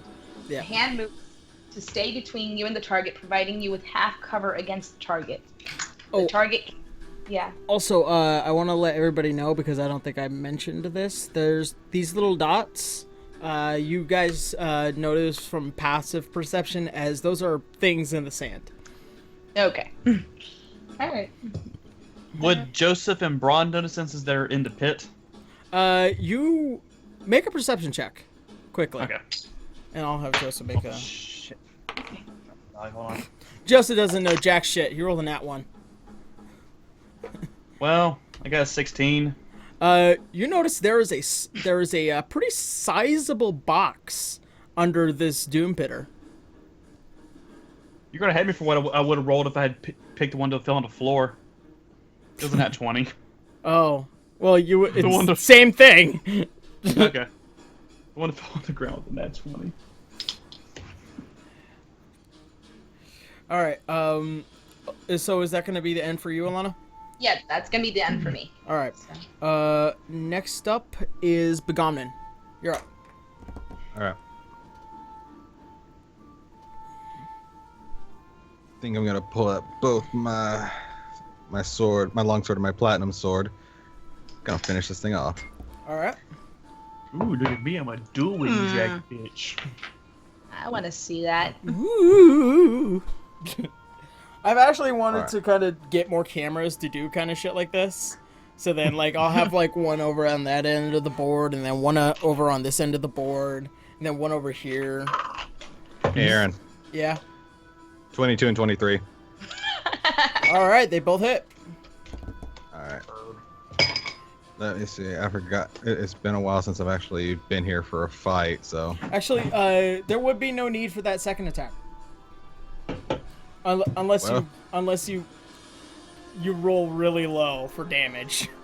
Alright. I don't think you'll do. Alright. Oh wait, plus strength, so that's 13 for the first one. Alright. And 8 for the next one. Alright. You take one of your swords, you don't notice, you know that it doesn't need much. And you just go straight for the head, and you can hear the cracking and the breaking, not only of bone and the capillaries and the blood of everything going through. You notice that its entire front face shell has broken in half as you just embed your sword into it, and you immediately pull it out. Suck it. This guy's dead. Motherfucker's dead. Alright. God, I love these things. They're so... I love them. Only if I could paint them. If I had paint. Alright. Those Hobby didn't come out of Lobby, the pack I sent you, $3. did they? It's true. Huh? $3, Those didn't come out of Hobby the pack I Lobby. got you, did they? Oh no, I bought these. Okay. These came individually. I think they were like Okay, cool. $5 each. If I remember. Yeah. I do find a lot of scorpion enemies. Well, that's because you guys are in a desert. I know, but scorpions are cool. They are. I don't like touching them too often because they remind me of actual spiders, like real big ones. But Yeah. all right. Scary though. Damn, nature, you scary. Right. Let's see, and that will be the end of Begonen's turn. It will now be the Doom Pitter's turn. It's gonna spend pretty much a majority of its movement to remove its back half out from the bottom of the pit, and it will try to break out of Joseph's grapple. Joseph rolls a. Please don't do it. Joseph rolls a 16, and the giant scorpion +3 is a 19. So, Ooh. that ring. Final, as he begins to rise, it knocks Joseph out of the way with enough strength. Joseph just couldn't hold on to it for as long. He is still unmoved because of his iron core. From that point, it is going to make 3 attacks onto both Joseph and Ubron. How much does it do? It's going to make 2 attacks onto Joseph and 1 towards Ubron. So the first one's to Ubron. It is a natural 20. So let's see. Get my D8. It does about 7 points of bludgeoning damage towards Ubron. Oh no, wait, no, not 7 because it's double. So 8. It does 11 points of bludgeoning damage towards Ubron. All right. In which, because you're enraged, I believe you take half of that anyways? Is that how it works? Let me check Yeah, first. if it's bludgeoning, right? I don't know, because we rarely ever have bludgeoning damage. I don't think it's ever actually come up before. That was a good fucking point. On armor defense. Well, you are not wearing any armor. You are wearing armor, though. Yeah, I'm wearing the armor you guys got me. Hold on. Wait. It's not. It's no. It's where I'm not wearing heavy armor. I'm not wearing heavy armor. Oh, okay. Then. Yeah. I have resistance to bludgeoning, piercing, and slashing. Okay, so you take half that damage. Okay, cool. Yep. So half of 11. You want 6 or 5? It's rounded up, so 6. Okay. And it's going to make 2 attacks towards Joseph, which I know. I'm juvenile. My hit points are 69. Alright. Oh, God. It hits Joseph first, and he's going to attack him with his stinger now, which also hits. So, let's see, and also a D10. Actually, no, it's a D12.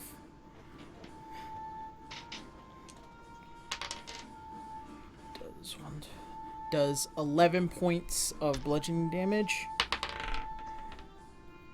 and it does another 11 points of piercing, and he needs to make a con throw, which is, I remember his constitution, 1, 2, 3. And it doesn't beat it.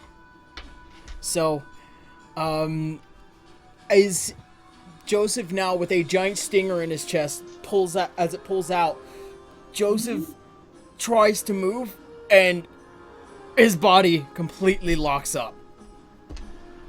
He is considered not ready. Yeah, his body is completely paralyzed from the poison. Shit. I mean, do you have anything poison related? I don't. Oh. I think any restoration spell can get rid of that stuff. Let's see. Worst cleric ever. I don't know if I have. I have a lesser restoration. Ooh. That should work, but that will be after the battle, unfortunately. Okay. All right. What should I do? From that point, it is now your turn, Manda.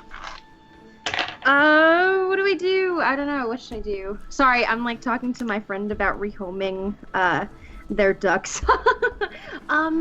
What can I do? Is there anyone that needs to be healed?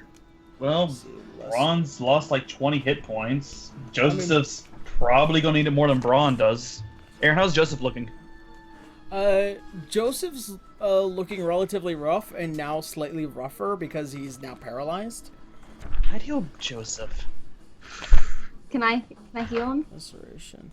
Lesser restoration. You touch a creature and can end either one disease or one confliction affecting it. The condition could be blinded, deafened, paralyzed, or poisoned.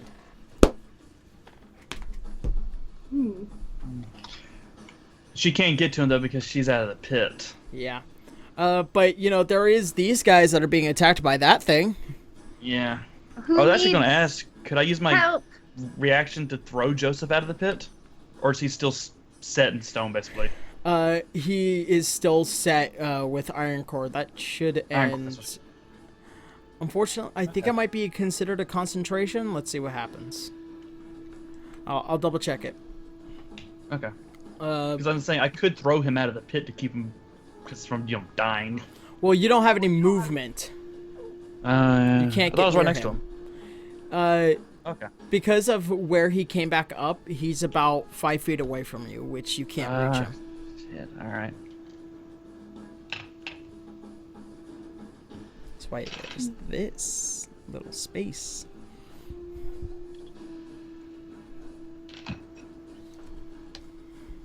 So, Amanda, what's your plan? I don't know.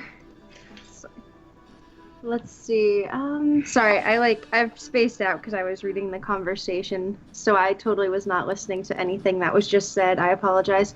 Worst player ever. I'm sorry. So, can I try to bludgeon one of the scorpions with my warhammer? The closest one is this guy. 1, 2, 3. Yeah, you can get close enough to this guy right here. Okay. Because I want to see if I can crush its skull in or something. You can or try maybe... attacking it. Yeah, okay. So let's see. I'm gonna roll. Music just kicked in for me. Yeah, what is that noise? It's the music. It's the music for the fight! Oh, Jesus, it's really loud. Oh.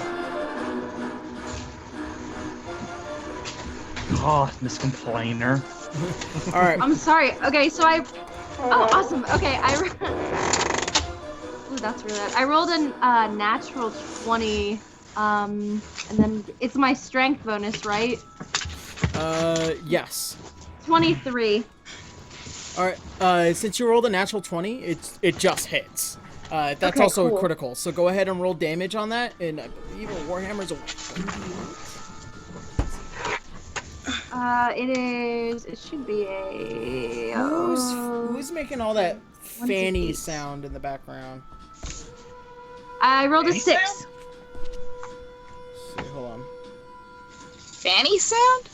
Yeah. Okay, it is 1d8. It's probably my creaking door, but that's probably it. It sounded like a loud fan in the background. It doesn't matter anyway. Okay, so yeah, it is 1d8. So 6, and then add your strength, or, okay, 6, 12, add your strength modifier to that. 9, so, yeah, 3. Okay. So 9. It does about 15 points of damage because if it's a critical. Remember, natural 20 makes it a critical. So what it is that you roll your damage, and then since you got a 6, and then you double that, which is 6, so it becomes 12, and then you add your strength modifier on top, which then becomes 15.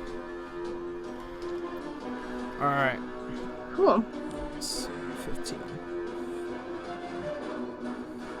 7. All right. You managed to just smash, and you really put some force into it, and you managed to just move that giant scorpion pretty much off of its rocker just a bit, but that's as far as it goes. Okay. Yeah. By the way, I've been playing a couple of other songs. It's just that Volatile Reaction plays just a little bit louder than the rest. Okay. That's how you guys know I'm getting serious. It was loud, and I was like, Jesus.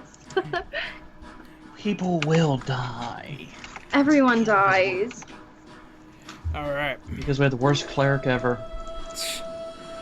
You guys don't know that. All right. Next up is Arya's turn.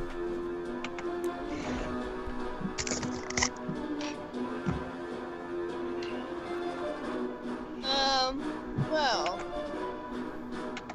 since that dunes that I was focused on is now dead, I'm going to go over to try to This guy? assist Alana. Yeah. Alana? Yep. Alana is on the other side of this pit. You may not get me. Then I'll go for that guy there. That guy there. That guy. You could That guy right cast one of there. your buffs or something. You barely get towards him. He's still about 10 feet away, but you're just behind Monda. Right on. I mean, you do have inspiration. Which always is a good thing to constantly remind everybody. Which also, by the way, Alana, you have Hunter's Mark, which is always something I need to remind you. Yeah, I was looking into that when I was thinking about... It's not an actual bonus action, that's why I was like contemplating on not using it, because it's a full action. So. Hold on. I looked at the PHB yesterday and it said it was full action, so I may be wrong. I may have gotten it wrong with the other one. Yeah, because I've seen players use Hunter's Mark and then attack. Okay. I do not have my physical copy of my book right now, so I can't exactly It tell is you. It is a bonus action to cast Hunter's Mark. Okay. Awesome. Oh, by the way, Eva. Yes. Please, for the love of God, don't do explosive after my next turn. I'd actually have to switch the strings, so... Oh well, Braun's dead then. No, once you use the charge, it's done. Like, you spent your bonus action charging it, and then you attacked. Yeah. So... Okay. And I'm not charging it any... Alright, it is still your turn, Arya. Okay.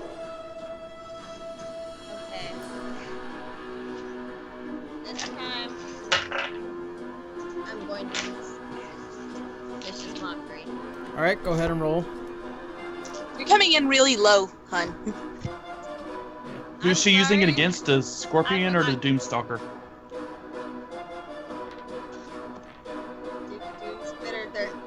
Doom Pitter. Doom Pitter. Sorry, Sorry. Whatever they're called. I could hear her. Yeah. Okay. Wow.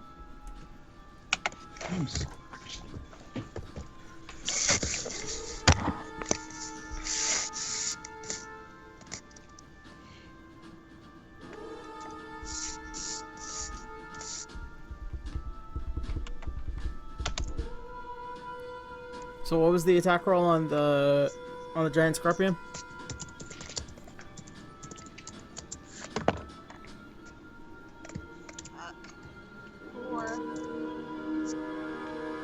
Four?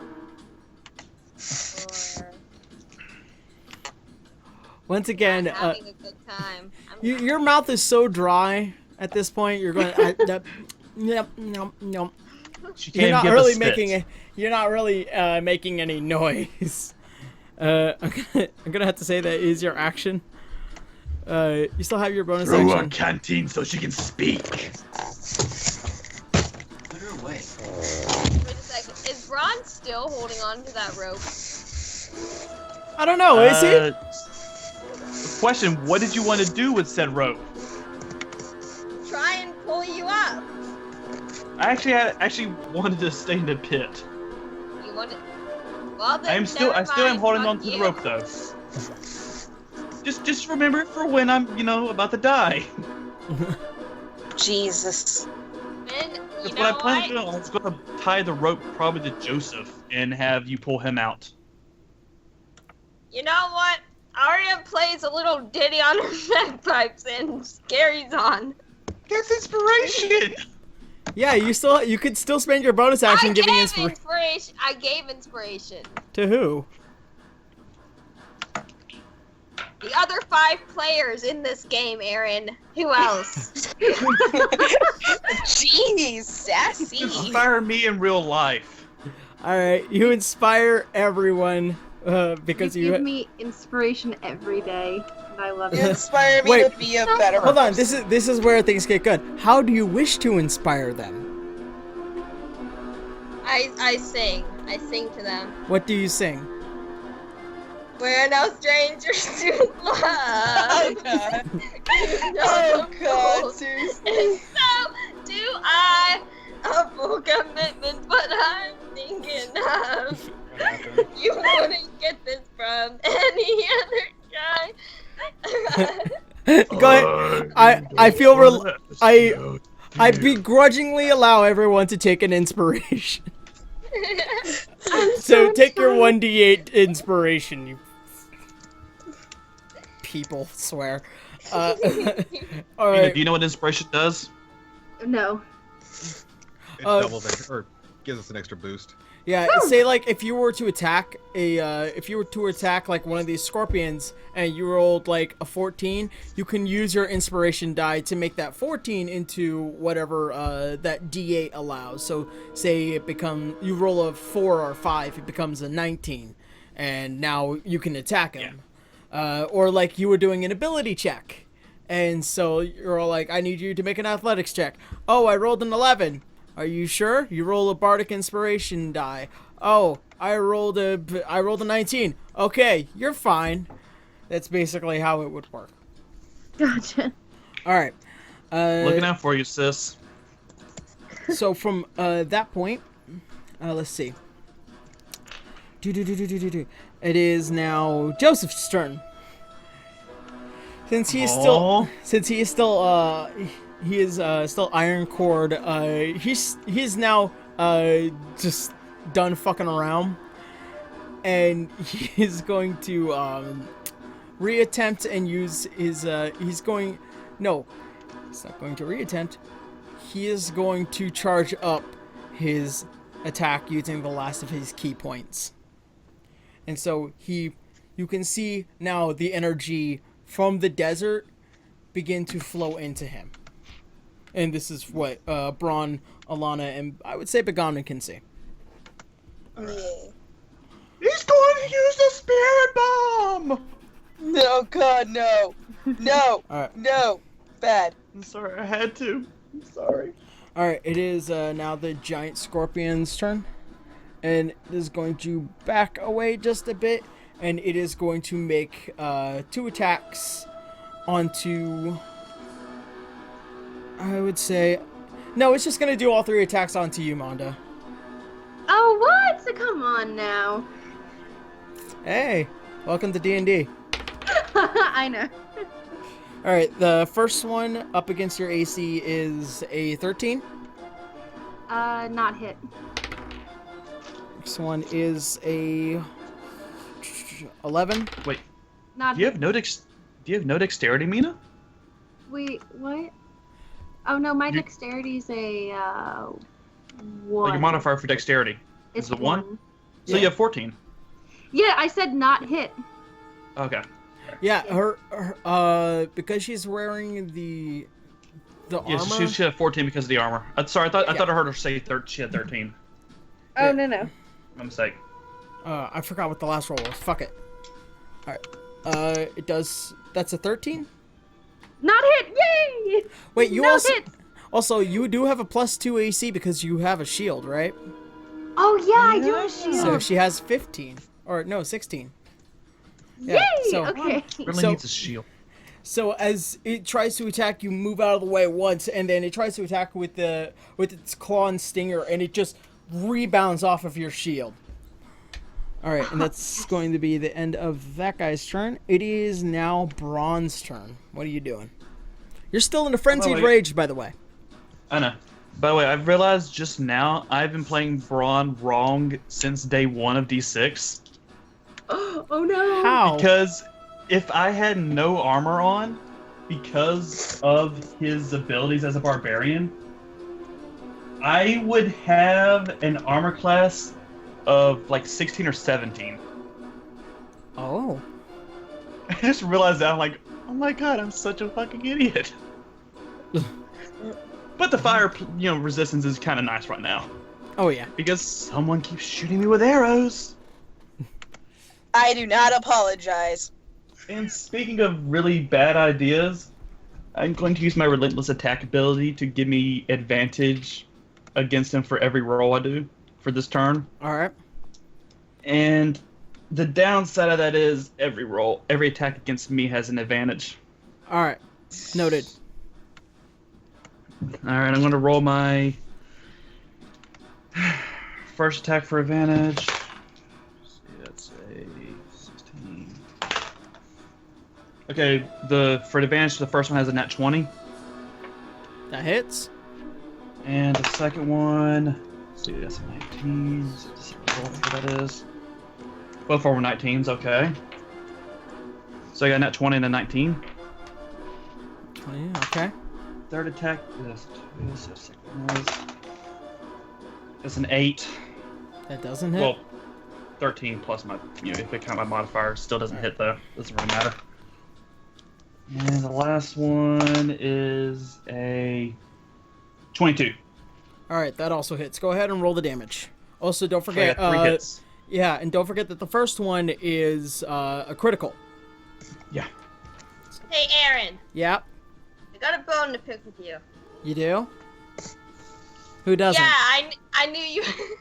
I knew you were playing it wrong. I don't have to do an attack roll on vicious fucking mockery. You have to do a wisdom saving throw to beat my spell AC. That's true. I forgot.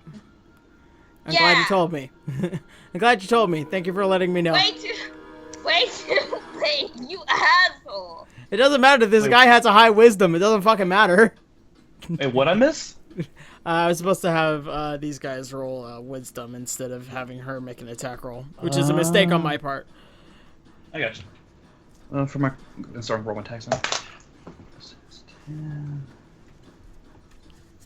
Oh, wait. Question, for the crit, does the double count for my modifier or just the base die? For the critical, it is the damage times the damage from the first roll, which is times 2, and then add your modifier. The rest, just the roll and your modifier. Alright, so the first roll is a 23. Second one is a 13. And the last one is an 8. 23, 13, and 8. I need you to go ahead and put a blood tinge point on I already got that written down. Alright. C6. Do you want to know how many blood tinges I'm at right now? Yep, please. I'm at 2. Alright. Noted. 3. I'm playing honest, I swear. How do you want to do it? Oh, wow. Alright, the first one is a downward strike with a really epic roar. Alright. Jesus Christ. The second one is a slash diagonally. And And the last one, just jam as far into his fucking head as I can. Alright. Damn. Alright. Gets into it. You crack into its face. It suddenly, its entire body stops moving. And it collapses into the sand. The sand that was moving into the pit, stops. The Doom Pitter is dead. Damn, Bron. 2 left. How you doing? There's only one giant scorpion left. Oh, Ron one just left, pats Dad. Joseph's paralyzed ass on the back. We did it, buddy. We fucking lived. I owe you a smoke. You owe me too. That I do. Alright. Alana, it is your turn. I don't know how I can beat that though. I don't know. Jesus. I don't know. A couple of good hits can possibly do it. I know. I just don't want to. I mean, Ron is no longer in danger, right? No. Yay! Oh, I didn't mean Jesus Christ. I meant Grumsh, the orcish god. Never mind. Okay. Grumish. Grugamesh. Grugamesh? Okay. Grugamesh. Okay. Good race. Grugamesh Christ. Okay. First thing I'm gonna do is I'm gonna roll for perception just to see what those creatures are down there, or if they are creatures. Because those are not creatures. Those are what looks to be. This looks to be a very nice box, as somebody had already perceived it to be. Okay. Yeah, that was wrong. Okay. As Sorry, there I is must have nothing been covering it anymore. That looks like a very nice box. Okay. I call dibs on the box. Too late. You know, your dog and your lion are being attacked. That could be a thing. I know. All right. Barely. All right. Ow. All right. I'm gonna have barely you aim for. Let's see. Yeah, I was wondering who it was. It was the red one. Okay. Yeah. I'm gonna have him go straight for the face of the scorpion. I need you to make a quick animal handling check. All right. Animal handling is. Let me check my sheet. Is plus 18. All right. Verliu, somewhat still trying to comprehend that he has a master. He goes ahead and turns towards the giant scorpion, and he makes one of his multi-attacks. Okay. And he's gonna use he's gonna go for claw on that one. All right. So go ahead and roll. All right. And that's gonna be his strength, by the way. Okay, strength. Okay. Another 18. That hits. Awesome. And then his damage is going to be hard. Hold on. You just gave me the sheet, and I just closed it out. Yeah, I actually had to give her a complete character sheet because of everything that Verliu was and is. Yeah. like this thing is fucking awesome. So you said it's gonna be strength? Yeah. Okay. Actually, claws is 1d6 slashing damage. So let me roll the d6. And that's a 6. All right. And don't forget that's also 6 fire. Yeah. All right. It slashes into one of the claws of the scorpion. It kind of backs away. It now being somewhat intimidated by the mere presence of Verliu, as Verliu has never been fucked with before. And this is one of those very few times he's been fucked with. And you know what? I'm gonna let Shay do the next action. Alright. So Alana's sitting this one out. And I'm gonna go for bites with Shay. Alright, go ahead. And he is. Wait, did you add the modifier of Verliu? Oh yeah, I did. Yes, I did. So it was a 6, okay. Yes, it was a 6. I was gonna say, like, was it just a straight 6? No. I added the modifier.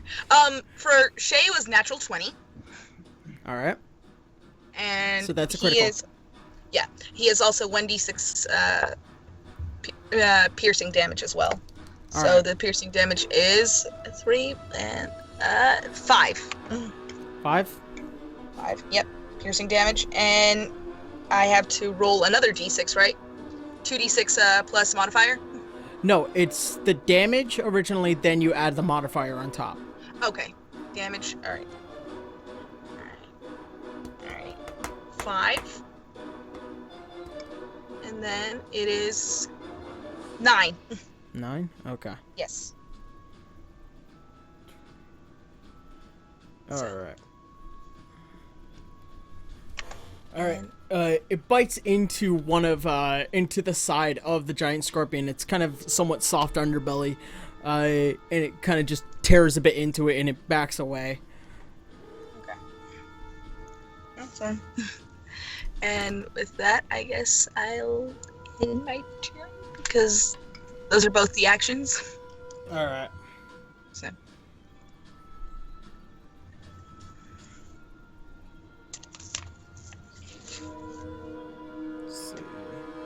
And from that point, it is now Begomden's turn. Alright.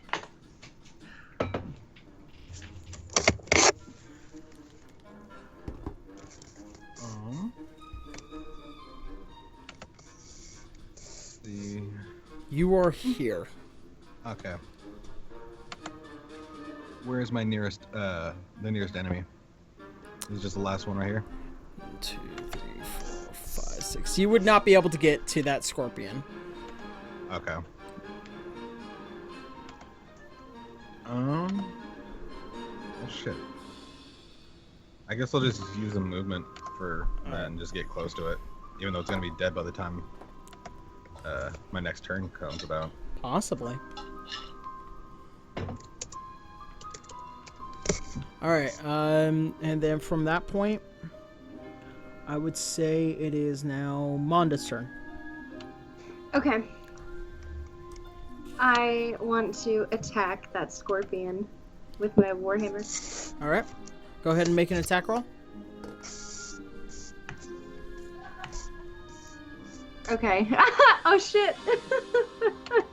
It's not gonna hit. I rolled a 1. Jesus. Jesus Christ. As you try to raise your hammer up high and try to attack it, you slip in the sand. No! You tumble over and you eat sand. Oh, damn. A mouthful of sand lands into your mouth, and almost immediately you jump back up, hoping nobody saw that. We all saw that. Well, actually, let's do the perception so we can say. No. Here's the thing: everybody succeeded that perception check, except for Joseph and Braun. If I just act cool, maybe they won't notice. Even the dog and lion just go. That's sad when even they do. I don't get out much, okay? I'm sorry. That's Monda. Yeah, that's Monda for you. Alright. I'm gonna say that's the end of Monda's turn. God damn it. Save yourself even for more embarrassment, I guess. And next up it's gonna be Arya's turn. Oh my god. Let's. Arya, what do you want to do? I'm gonna try one more time. One more vicious mockery. All right, Yes. what's your DC? What's the DC? 16. 16. All right. 12 plus.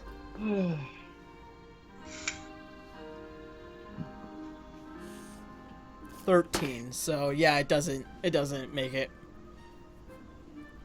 So, what do you want to say? Did it not hit? No, it hit. Okay, sorry, my earphones cut out. Your mama's so fat. Here we go. She doesn't need an internet connection because she's already worldwide. Damn. I don't know if it understood that if it was so bad. Okay, go ahead. What's the damage? That burn was so bad, I don't think it could possibly comprehend it. It is a scorpion. Yeah. I think people are home now. Mina, don't feel salty. Don't sulk, Mina. Part of the group now. You Alright, had an my epic fail. The damage is 15. Alright.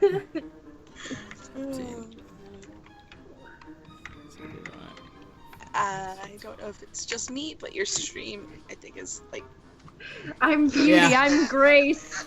It looks rather disappointed in itself. And there's not really much that it can feel to doing, so it kind of just looks confused. And that's going to be the end of its turn. It is now Joseph's turn. By the way, for people in the audience, Mina just pointed out that her character can fucking, and I quote, "I can fucking fly. How do I trip? God damn."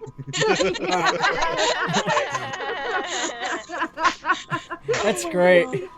You trip with style, Mina. I trip with Grace. All right, Joseph. Beauty, she's great. She's Oh, what's wrong, Bella? Oh, hold on. Bella's going crazy, you guys. Hold on. That's Manda. Bella's at the top. Giggity, giggity. Don't mind her. Oh my god. Hold on. Give me a second, you guys. Let me let Bella out. I think somebody's home.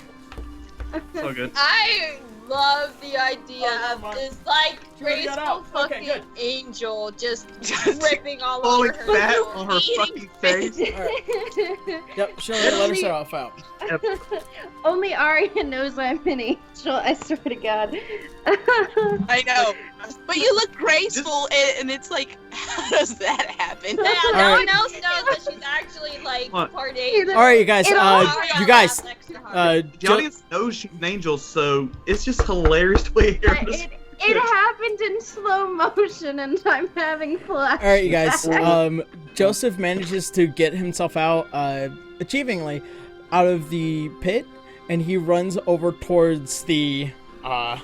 He runs over towards, of course, the giant scorpion, and he just unleashes his load. Because keep in mind, he did charge up his attack. Giggity, he unleashed his load. Yeah, I was gonna say. That is Don't just talk that way about your father. Right? He could be your daddy. All right. Since this is a large, it does 1 extra d8. Actually, no. Let's make it an attack roll. Don't think it will matter. Yep. Nope. It hits. So it does 2d8. 8. 6. 12. Does 18 points of force damage.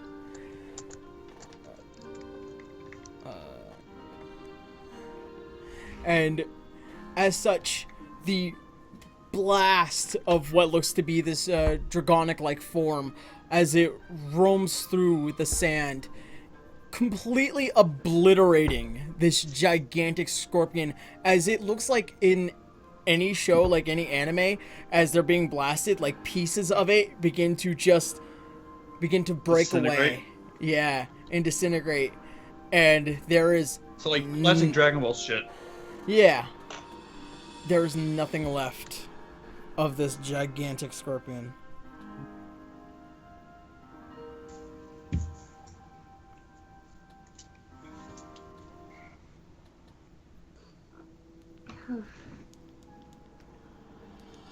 Alright. So, that being said, it's the end of the fight round. You guys, you, Braun, managed to get back out of the dune, or out of the pit. Hold on, I want to get the box. You do take the box with you. Yay. The box does not look locked.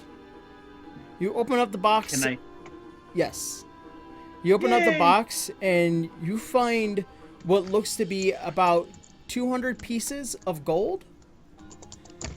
And Neat. A very fine looking blue gem. It's a sapphire. Nice. Ooh, pretty. It looks like it's I'm been not gonna lie. it looks like it's been cut into a tier. Like A tier, okay. Yeah, like a tier shape. Like I got the perfect mental image for that. Awesome. All right. There was also two other objects in the sand. One was just a rather okay wood carving, and the other object was a random boot. Can we take both of those? I'm pretty sure Joseph would love the boot. You'll probably wear it as a hat. Yeah, Possibly. exactly. Yeah, Can we sure. take both items though? Sweet. Yeah. If no one wants to hold them, I'll just stick them in my inventory. Because I got all the crap. I got a brand new bag of holding, so yeah, I could probably stick it in mine. All right. I have nothing. And with that being said, you guys survived the attack of a Doom Pitter. Congratulations. Yay! That was actually a lot of fun. I'm not gonna lie. All That right. might be my favorite fight we've done so far. I liked it. I thought it was interesting. All right. So from that point on, you guys go ahead and you continue to traverse through the sand. It gets relatively late, but you manage to get back towards the Ruby Enclave. Okay. You guys enter, and as you guys are walking through, by the way, with Verliu, he doesn't emit as much heat as he used to. Mainly after being tamed, he kind of did shrink a bit in size. He definitely has a presence, and for you, Alana, a lot of people notice. Like great. this is not something that would be expected well of by a half elf, especially beginning the first trial. Yep. You guys make it towards the center, or the main part of the caravan. The guards kind of looking a bit slightly suspicious of this gigantic lion.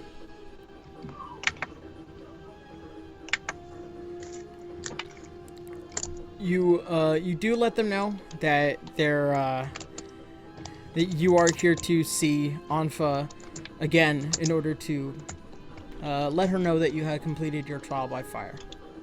Yes. Alright.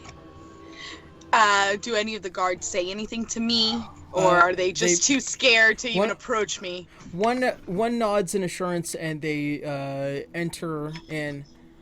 Okay. About a few minutes later, you see Anfa coming back. Okay. And she sees you and Verliu. Verliu kind of does take notice, as this does looks like somebody she has tried to tame before. And he kind of gives her a rather mean look, as most lions would. Well, I would just say I'm proud and glad that you made it back safely. Yes, so... As such, I promised you a meeting with Ignis. She looks towards one of the guards. Retrieve it. And he immediately nods and runs off. Please, enter and we'll talk more. And you all are led back into the center of the caravan, and where about a few more minutes later pass. One of the guards carries this gigantic scroll, almost as big as him, and this is about a 6-foot-something man. Just this looks big, like almost like it's one of those very large rugs that you would see like at shopping centers. The tapestries? Yeah. Giant tapestries. Okay. And he lays it on the ground and he rolls it out. You guys notice this as a teleportation circle, and you've noticed you noticed one twice of the same kind, but this one is of a much more intricate and very specified design. It's one that would take ages to put together. All of you, please step onto the circle, and we shall meet with Ignis. You all take a step on too, and she claps her hands together and lays it onto the circle, and you are all teleported to who knows where.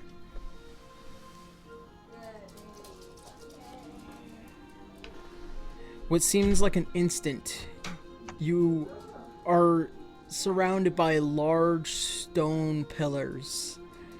It looks like a temple, but it seems like it's not just stone, but with several golden and reddish fire designs.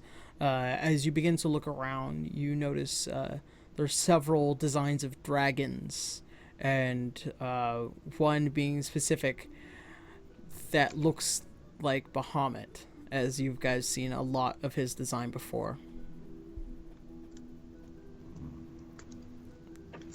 Okay. I have no idea what to say. Please, follow. Yeah. This is the Temple of Ignis. Do you know the legend of him? I only know small bits of what our clan tells us, but nobody's actually told us a full story of him. Ignis is who we protect. It's not like Terra, who is that which you protect, or try to keep the seal protected. Those circles are very dangerous in the wrong hands. Unlike the other clans who can fortress themselves with warriors and can properly conceal their teleportations towards the temple, we, the Ruby clan, cannot, and that is why we travel. That is why we roam. We cannot stay in one place. And as you guys walk through, you notice that there's much more designs. One of them specifically looks to be a huge fight as you guys get closer towards the center. One of them being between Bahamut and another dragon, one with 5 heads.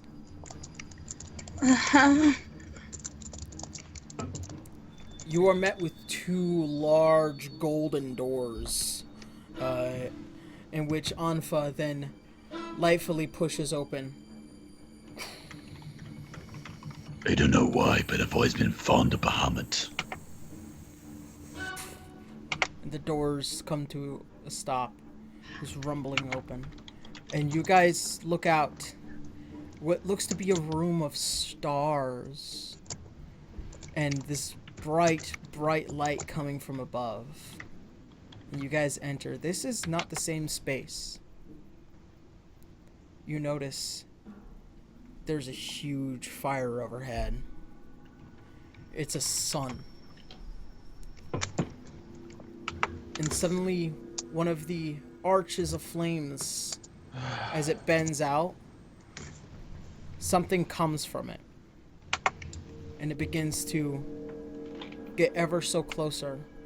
Almost like a giant fireball. Anfa then backs away. I'll leave this meeting to the lot of you. And the doors close behind her.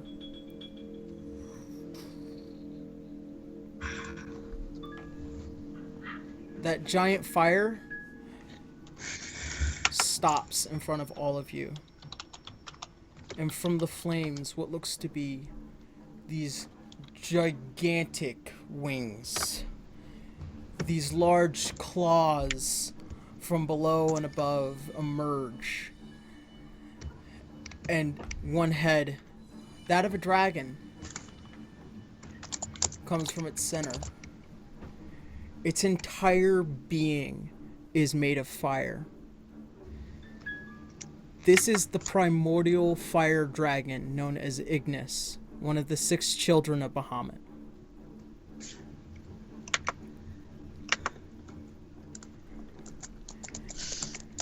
I can't speak.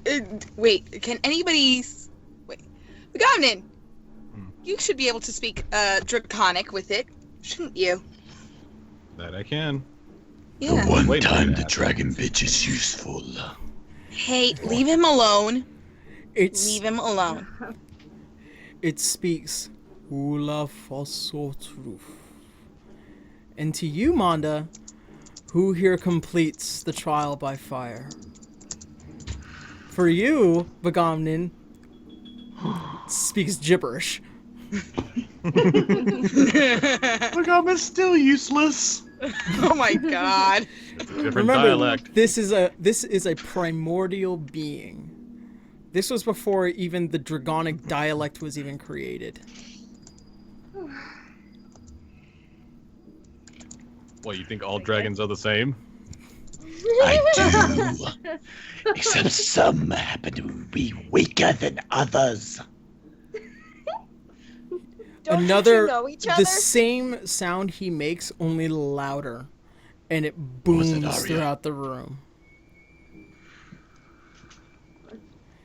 It doesn't seem like he has the exact patience as some dragons. Who completes the trial by fire? Yet he still has more patience than Begomnin. Yeah. Alright, Yep. and I step up. That would be me. I see. Can I step in place for her? It's just step behind me.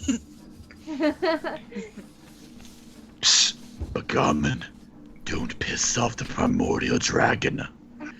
He could own your ass. I Trial by am the fire. fire of Heimel. I see and feel all. The burning of your souls is great. I sense you all look for the acolytes. This is a very difficult task. My brothers and sisters see this as well. I plan to become champion for my people and represent them in the best way. And for Melora, I assume as well. Yes. You're well on your way. If you wish to become her true champion, the best way of that proof is to complete your trials. You see a small flicker of flame then drop from his heart, and it comes towards you, and it stays its place. Take this. It will be your mark, proving you have succeeded your trial of fire. Okay. It doesn't burn to the touch, does it? No. It's okay. To anyone else it would, right? Pretty much everyone else can feel a very intense heat from it. Okay. Man, I'm wondering, what about Begomnin, like being For dragon Begomnin too, even though you do have slight fire resistance, this I feel a would slight breeze. hurt you. It's like And a it's a- fake fire, guys. It's a fire that you would not get near. Okay. As you take the fire, you notice there's a slight tingle on your shoulder. And you begin to move up your sleeve and you notice it looks to be a very specific mark. One that looks like a flame. And it seems to also have a circle with an X towards it. The flame portion being complete. I wish to warn you all now that your fight against Tiamat is long awaited for. She is gaining the foreground, and 3 of her 6 seals have already been broken. And they are also getting much closer to finding her champion.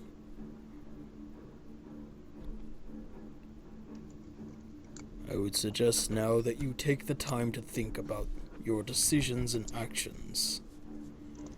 We don't know what the next plan is for her new organization, but do consider many lives could be lost if she is released. Okay. Keep thwarting her plans, and she will remain sealed.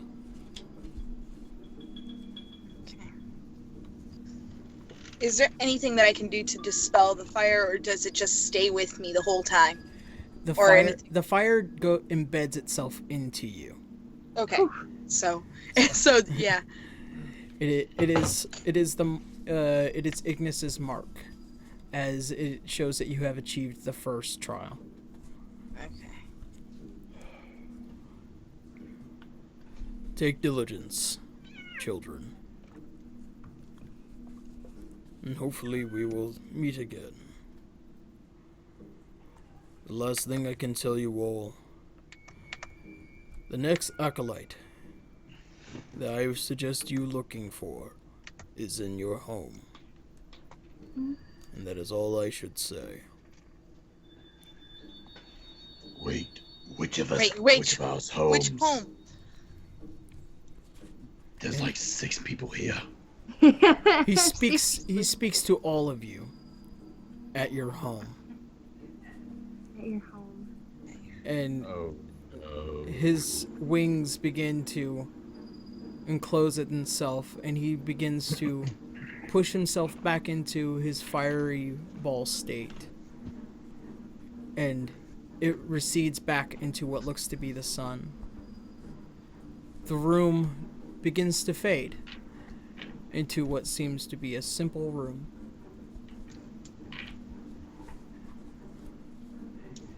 Anfa opens the golden doors, as she is pretty sure the meeting is over. Well, with that being said, we should return.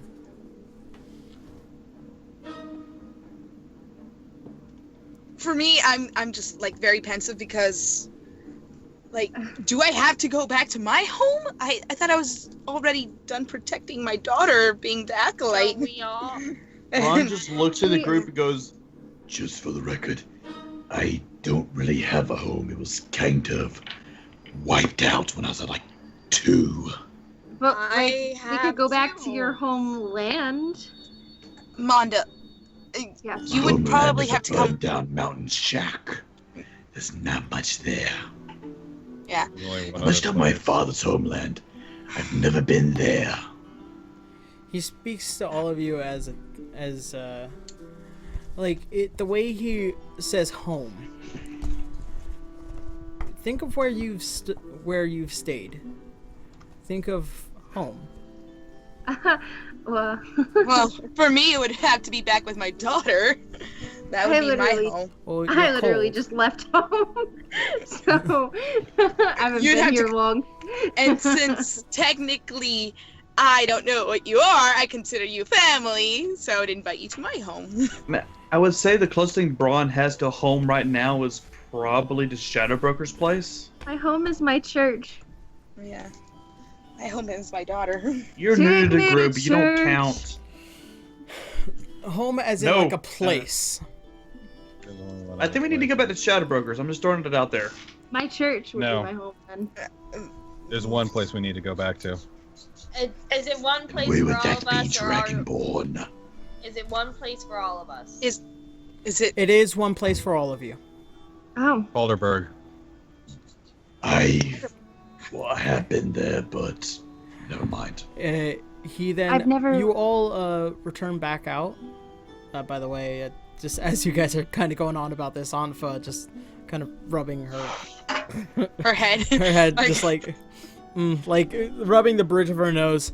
You guys are then teleported back out. You guys are now back within the Ruby Enclave, in the caravan. As the large man then re-rolls the teleportation circle, He whispers something towards Anfa for about a minute, and the two are kind of going back and forth. Can we hear it? Make a perception or check. any? Okay, I was gonna say, All right. Elvish hearing is pretty keen. Perception. 17. 17? Plus... Yeah. And also Braun. 1 second. Let's see what perception. So yeah, Braun has like a 25 perception. Alright. Alana and Braun, they're talking about moving again. Moving the caravan, because especially after performing a spell of this magnitude, it would be suggested. Do we catch where they're, like, the general area they're moving to? They are nomads. They will move as far as they want and then stop when they want to. Okay, I didn't know if it had like a watering hole they're heading to or anything like that. Well, they are quite near an oasis, but they tend not to surround it, as that can hurt the oasis. Hmm. Well, wanted to let you all know that we will probably be moving ourselves again in probably the next 24 hours. A suggestion, if I may, towards all of you. Go ahead. Where we plan on going to will probably take a week. If you would like to join us during that time, help us hunt, protect us, and also get the caravan moving as far as we can, we would highly appreciate that. And we can assure you some reward towards the end of it. We plan on going east, hopefully towards Baghdad. And you should be able to, if you're looking forward to it, the Magical Crystal Festival. Hmm. I heard of the Crystal Festival, never actually seen it. Well, in 1 A week's friend time. of ours is going there. Our bard would love to perform, wouldn't she? Well, of course, that goes without saying. Only, Hey, Tara, You we know- can hear Mike a little bit. well, only if she's careful about it. I mean, keep in mind the guards can see through seeming. Oh. Which, by the way, you didn't reiterate that you had started up your seeming again, so you do look like you're a tiefling walking through this area. Yeah. Well, we weren't really, Yeah, you didn't have much to worry about. Yeah. not at this moment. That's why I didn't. We knew we were in but- friendly camps. Yeah. So as long as you're careful. Well, if that would be the plan, do let me know. Alright. Can we just like have a group huddle, or do we just wait until afterwards?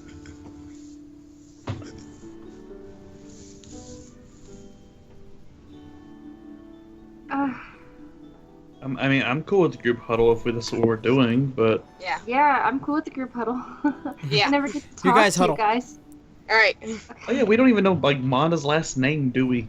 It's Maya! I keep saying it, you just don't listen. Dama-May. We haven't been really introduced that well, man. Like, come on, man. We've only talked like 3 times. I'm sorry, Braun. I lost my temper.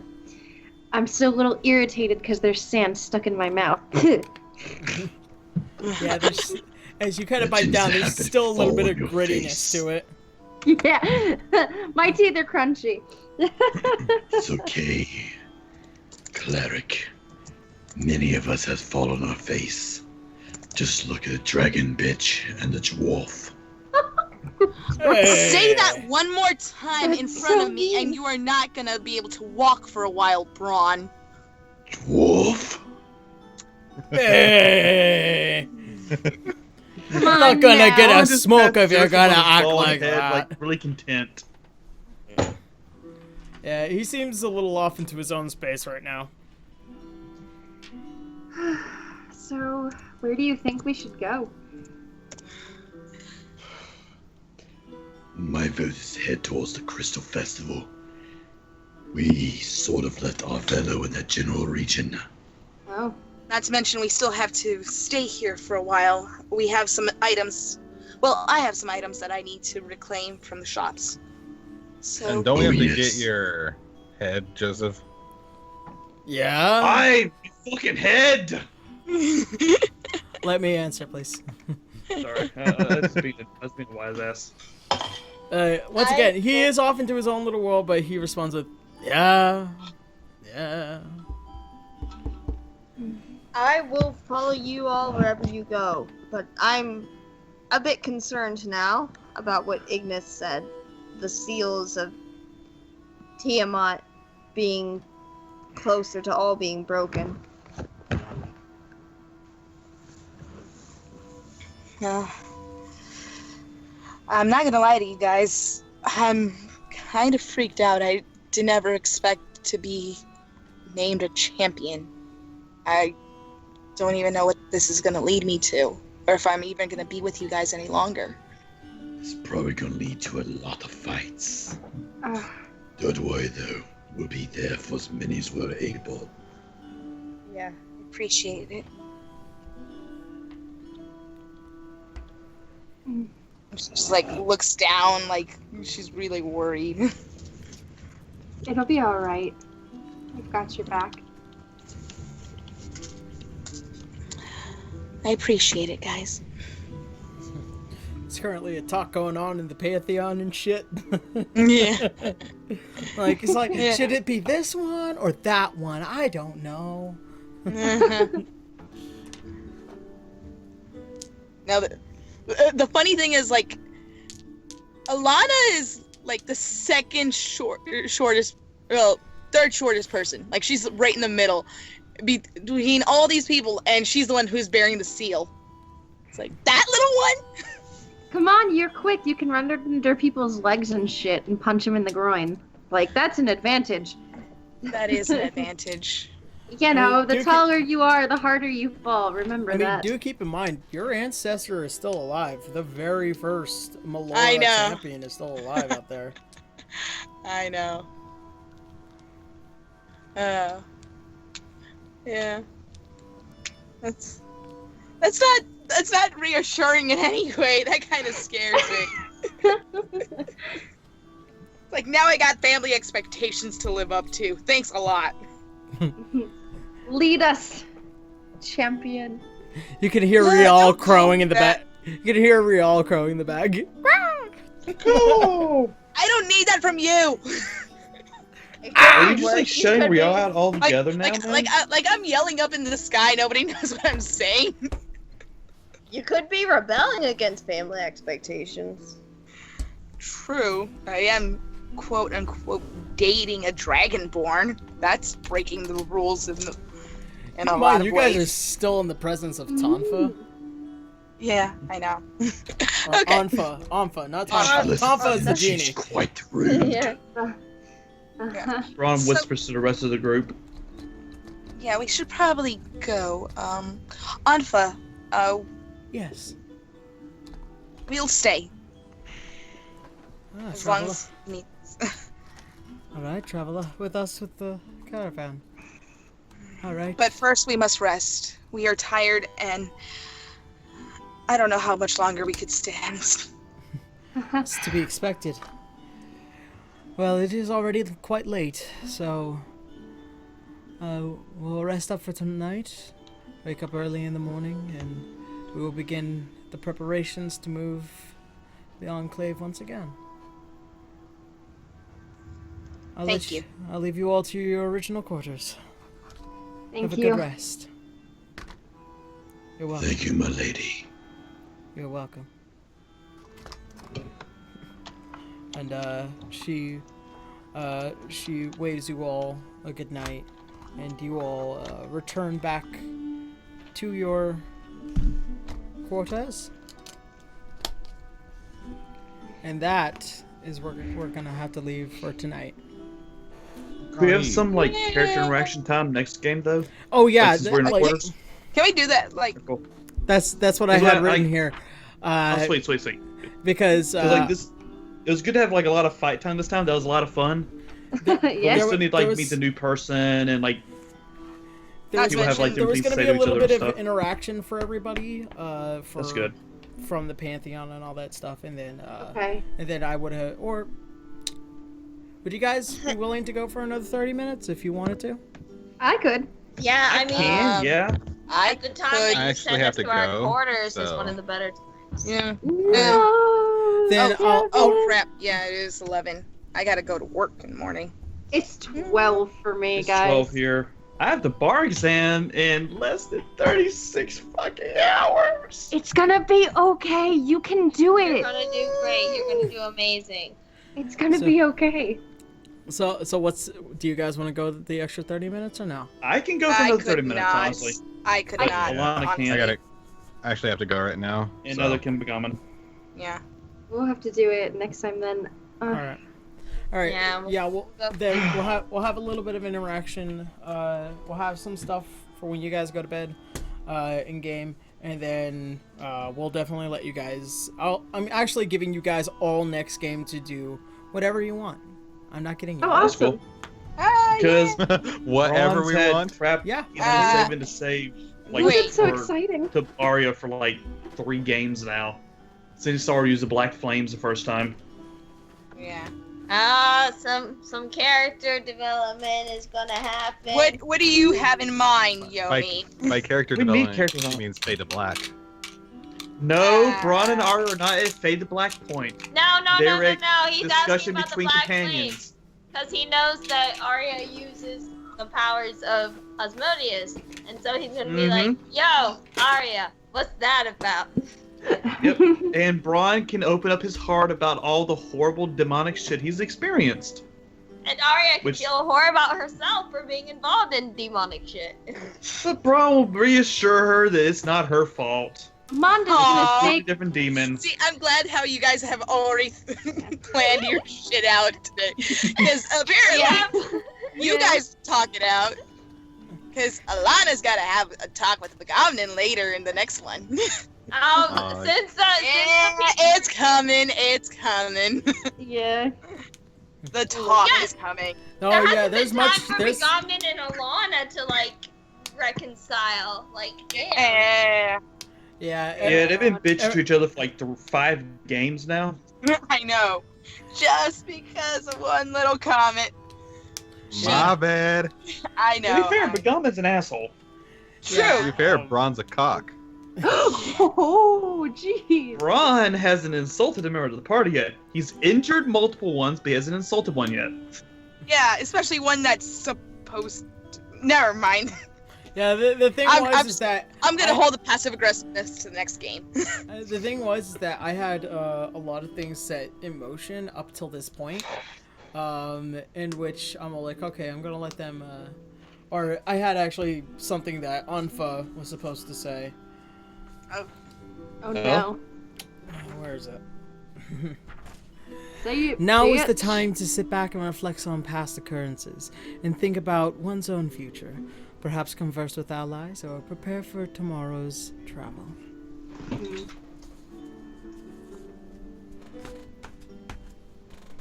Okay. That'll be next game. Okay. So yeah. Congratulations, you guys, and also congratulations, Alana. You've completed your trial by fire. Yay! Trial by fire. The Ring of Fire. Hey. Great ring fire. Oh no, Yeah. it's balls of fire. Crap. Great Right. balls of fire. Yeah. Great balls. Okay, Ace of Spades, so Alana has been branded. I don't think I'm a protagonist. I think I'm a character, but all of us are protagonists, so Dude, there's Yeah. no... Let's face there's it, no... at this point, We are you're all the the lead. lead You and Arya are the lead characters of D6 at this point. What? There's no getting around that. You guys have had the most development. True, but, like... I mean, Joseph will be a close third, but it's mainly you two. Yeah. Mm, Because you guys have like the most development so far, and you guys have like the most pressing stories right now. That's just what I happens. haven't done anything about it yet. Yeah, and But still, mine... you're dealing with it slowly. yeah. I didn't even expect half the shit that went on, so... I mean, right now it's you guys. Later on, it'll probably be like Begaman, then Joseph, then Braun, then Monda. Can't wait, Yeah. Can't wait to see the Begamnon storyline. That's gonna be fun. Oh yeah. How much money he can make. No, how much his parents are gonna hate me. Yeah. I'm looking forward to Braun just like facing the remnants of his old group, aka Duncan. Oh. Hashtag Duncan did nothing wrong. Oh, fuck off. Right. Duncan did everything wrong. Hashtag Now fuck Alana. off. And now Alana's Hashtag called Shark. fuck Braun. All right. What'd you say, Kevin? As a hashtag, you're a bitch. I honestly didn't hear you the first time. Oh. I said hashtag fuck Braun. Aww. oh. Hashtag to each dragon other. bitch. Hashtag dragon virgin. Virgin no more, remember that. Terrible to each other. Jesus. I know. Not a virgin anymore. Not a virgin Danuta, anymore. you've known us. You've known me and Kevin for like 4 fucking years. When have we ever been nice to each other? This is true. When I put it in his butt. Wait a second. You've Nice. always been this way? Yeah, this is like how our friendship is. Yep. Shark bait. Ooh ha ha. Oh god, no. No. The Ring of Fire. All right. Actually, before we go, I do want to give a special thanks to Italy Assassin, aka Ezio. Yay! Italy! For Yay. he donated the $70 in order for me to get the proper wireless extender, which I am going to order tonight, I promise, and hopefully have it later on this week. Then I'll set it up so then we don't ever have to worry about internet problems. We didn't have it tonight, but we tend to run into them quite a bit. So thank you again, Italy Assassin. I absolutely love you, and I'll make sure to also update your donation amount in the top donations. Which once again, thank you guys so much for watching and coming by. Don't forget that if you do donate, you can take one of the top spots, and it really does help the game. I ended up buying a whole bunch of miniatures recently. In which I'm also, now that I'm set for character miniatures, I can now start buying more monster miniatures instead. Along with that, what was I about to say? I also do have a wish list set where there are specific items in order to help improve the stream, so on and so forth. I also am running a survey in which there is a link in the channel feed in which you can click that, take the survey, and you could win a free miniature booster pack, and I'll pick one at the end of this month. So do keep your email, do keep an eye on your email for that. Booster packs are fucking awesome, guys. You should really enter the survey because they are really cool. Yeah. Yep. In which, by the way, haha, I didn't fuck up this time because I didn't put it somewhere where I wouldn't be able to get to it. They look like this, and they come with about 4 miniatures. One's pretty big, and then 4 small ones. I ended up getting a Yeti, a Githyanki, a Death Knight, and a Wraith from this box. Death Knights are cool. Yeah, they are. Which I really fucking love Death Knights. I'm not gonna lie. Like, I don't know that much about D&D lore, but Death Knights have always appealed to me. yeah, which that Death Knight looks like. Where'd you go? Oh, so I haven't actually seen it yet. That's not it. This is it. Okay. Yeah, they Like, I'm not look gonna lie. I'm literally on the edge of my seat waiting to see this. Yeah, in which, let me fix this. Let's see. Oh, very nice. Ooh. That's a Death Knight. Like, And they that fit is on one of these my- squares. Nice. That is one of my favorite D&D monsters. I'm not gonna lie. Yeah. So yeah, you can get about 4 little miniatures if you do end up taking the survey. I will get you a booster pack like this one, and these usually cost about $17. So 2 minutes of your time for something that's almost worth $20. I totally do it. I know I would. Yep. All right, and with that, I gotta head out, so I will see you guys later. Wish me I luck. will see you Thursday, actually, or Friday. Friday? Because I won't be around because I'm gonna be in fucking Atlanta taking the bar exam. Oh, I know. Me, please. Oh, which You're gonna pass. Which, by the way, I will also. I think I'll be in Atlanta, in Indianapolis, or What? it's the Colt Stadium. I don't That's up. know. No, I have no idea. I You mean thought Indiana? Indiana, not Indianapolis. I don't know. I'll tell you guys. I'll Wait, let you what, guys know Atlanta? more. Well, But Indianapolis is in Indiana. Yeah. yeah, I'm trying to remember. Fuck, it's the Colt Stadium. But I'll be going up to. I'll be leaving. I don't know if I'll be able to run a game by the time I get back. They said I'll be back somewhere around 9 in the morning. Is when my plane lands back in California. But I'll be gone during that weekend, and if I manage to get back, we'll still run a game. If I am still too tired, then we won't run a game, so I do want to let you guys know. But during next month, I will be gone going to the Drum Corps International, Championships, which, yeah. Is Dude, Caroline have a good Crown gonna time, be man. there? Yes, it's the championships. Of course, Carolina Crown's gonna be there, yo. I know. It's just I'm obsessed with Carolina Crown. My brother's obsessed with them. I mean, Have a safe trip, man. I'm hoping. Yeah, thank you. I'm hoping to see a couple of some alumni from back when I was marching, but yeah, it'll be a good time. I hope that it'll be a good time. The only reason why I'm going is because I'm actually getting dragged there. Like my mom let me know. It's like, oh, I still have tickets. Do you want to take a plane there? I'll pay for it. I'm like, you want to know it? Yeah, sure. Just let me know when it happens. So I'll be going up to the championships in August. So yeah, I'm gonna have some fun. I'm gonna go and have some fun during that time and all that stuff. If anything. But yeah, let's go ahead. We're going to go ahead and call it a night. Once again, special thank you to Italy Assassin. I will be buying that wireless extender tonight. Oh, Aaron, someone asked if you could link the survey I got one it. more time in the chat. I got it. Yep. I put it there. So there you go. There's a survey. And with that, I bid you guys adieu. All right. And Good night, everybody. Good night, everyone. Goodbye for a week. No. Eva. Night.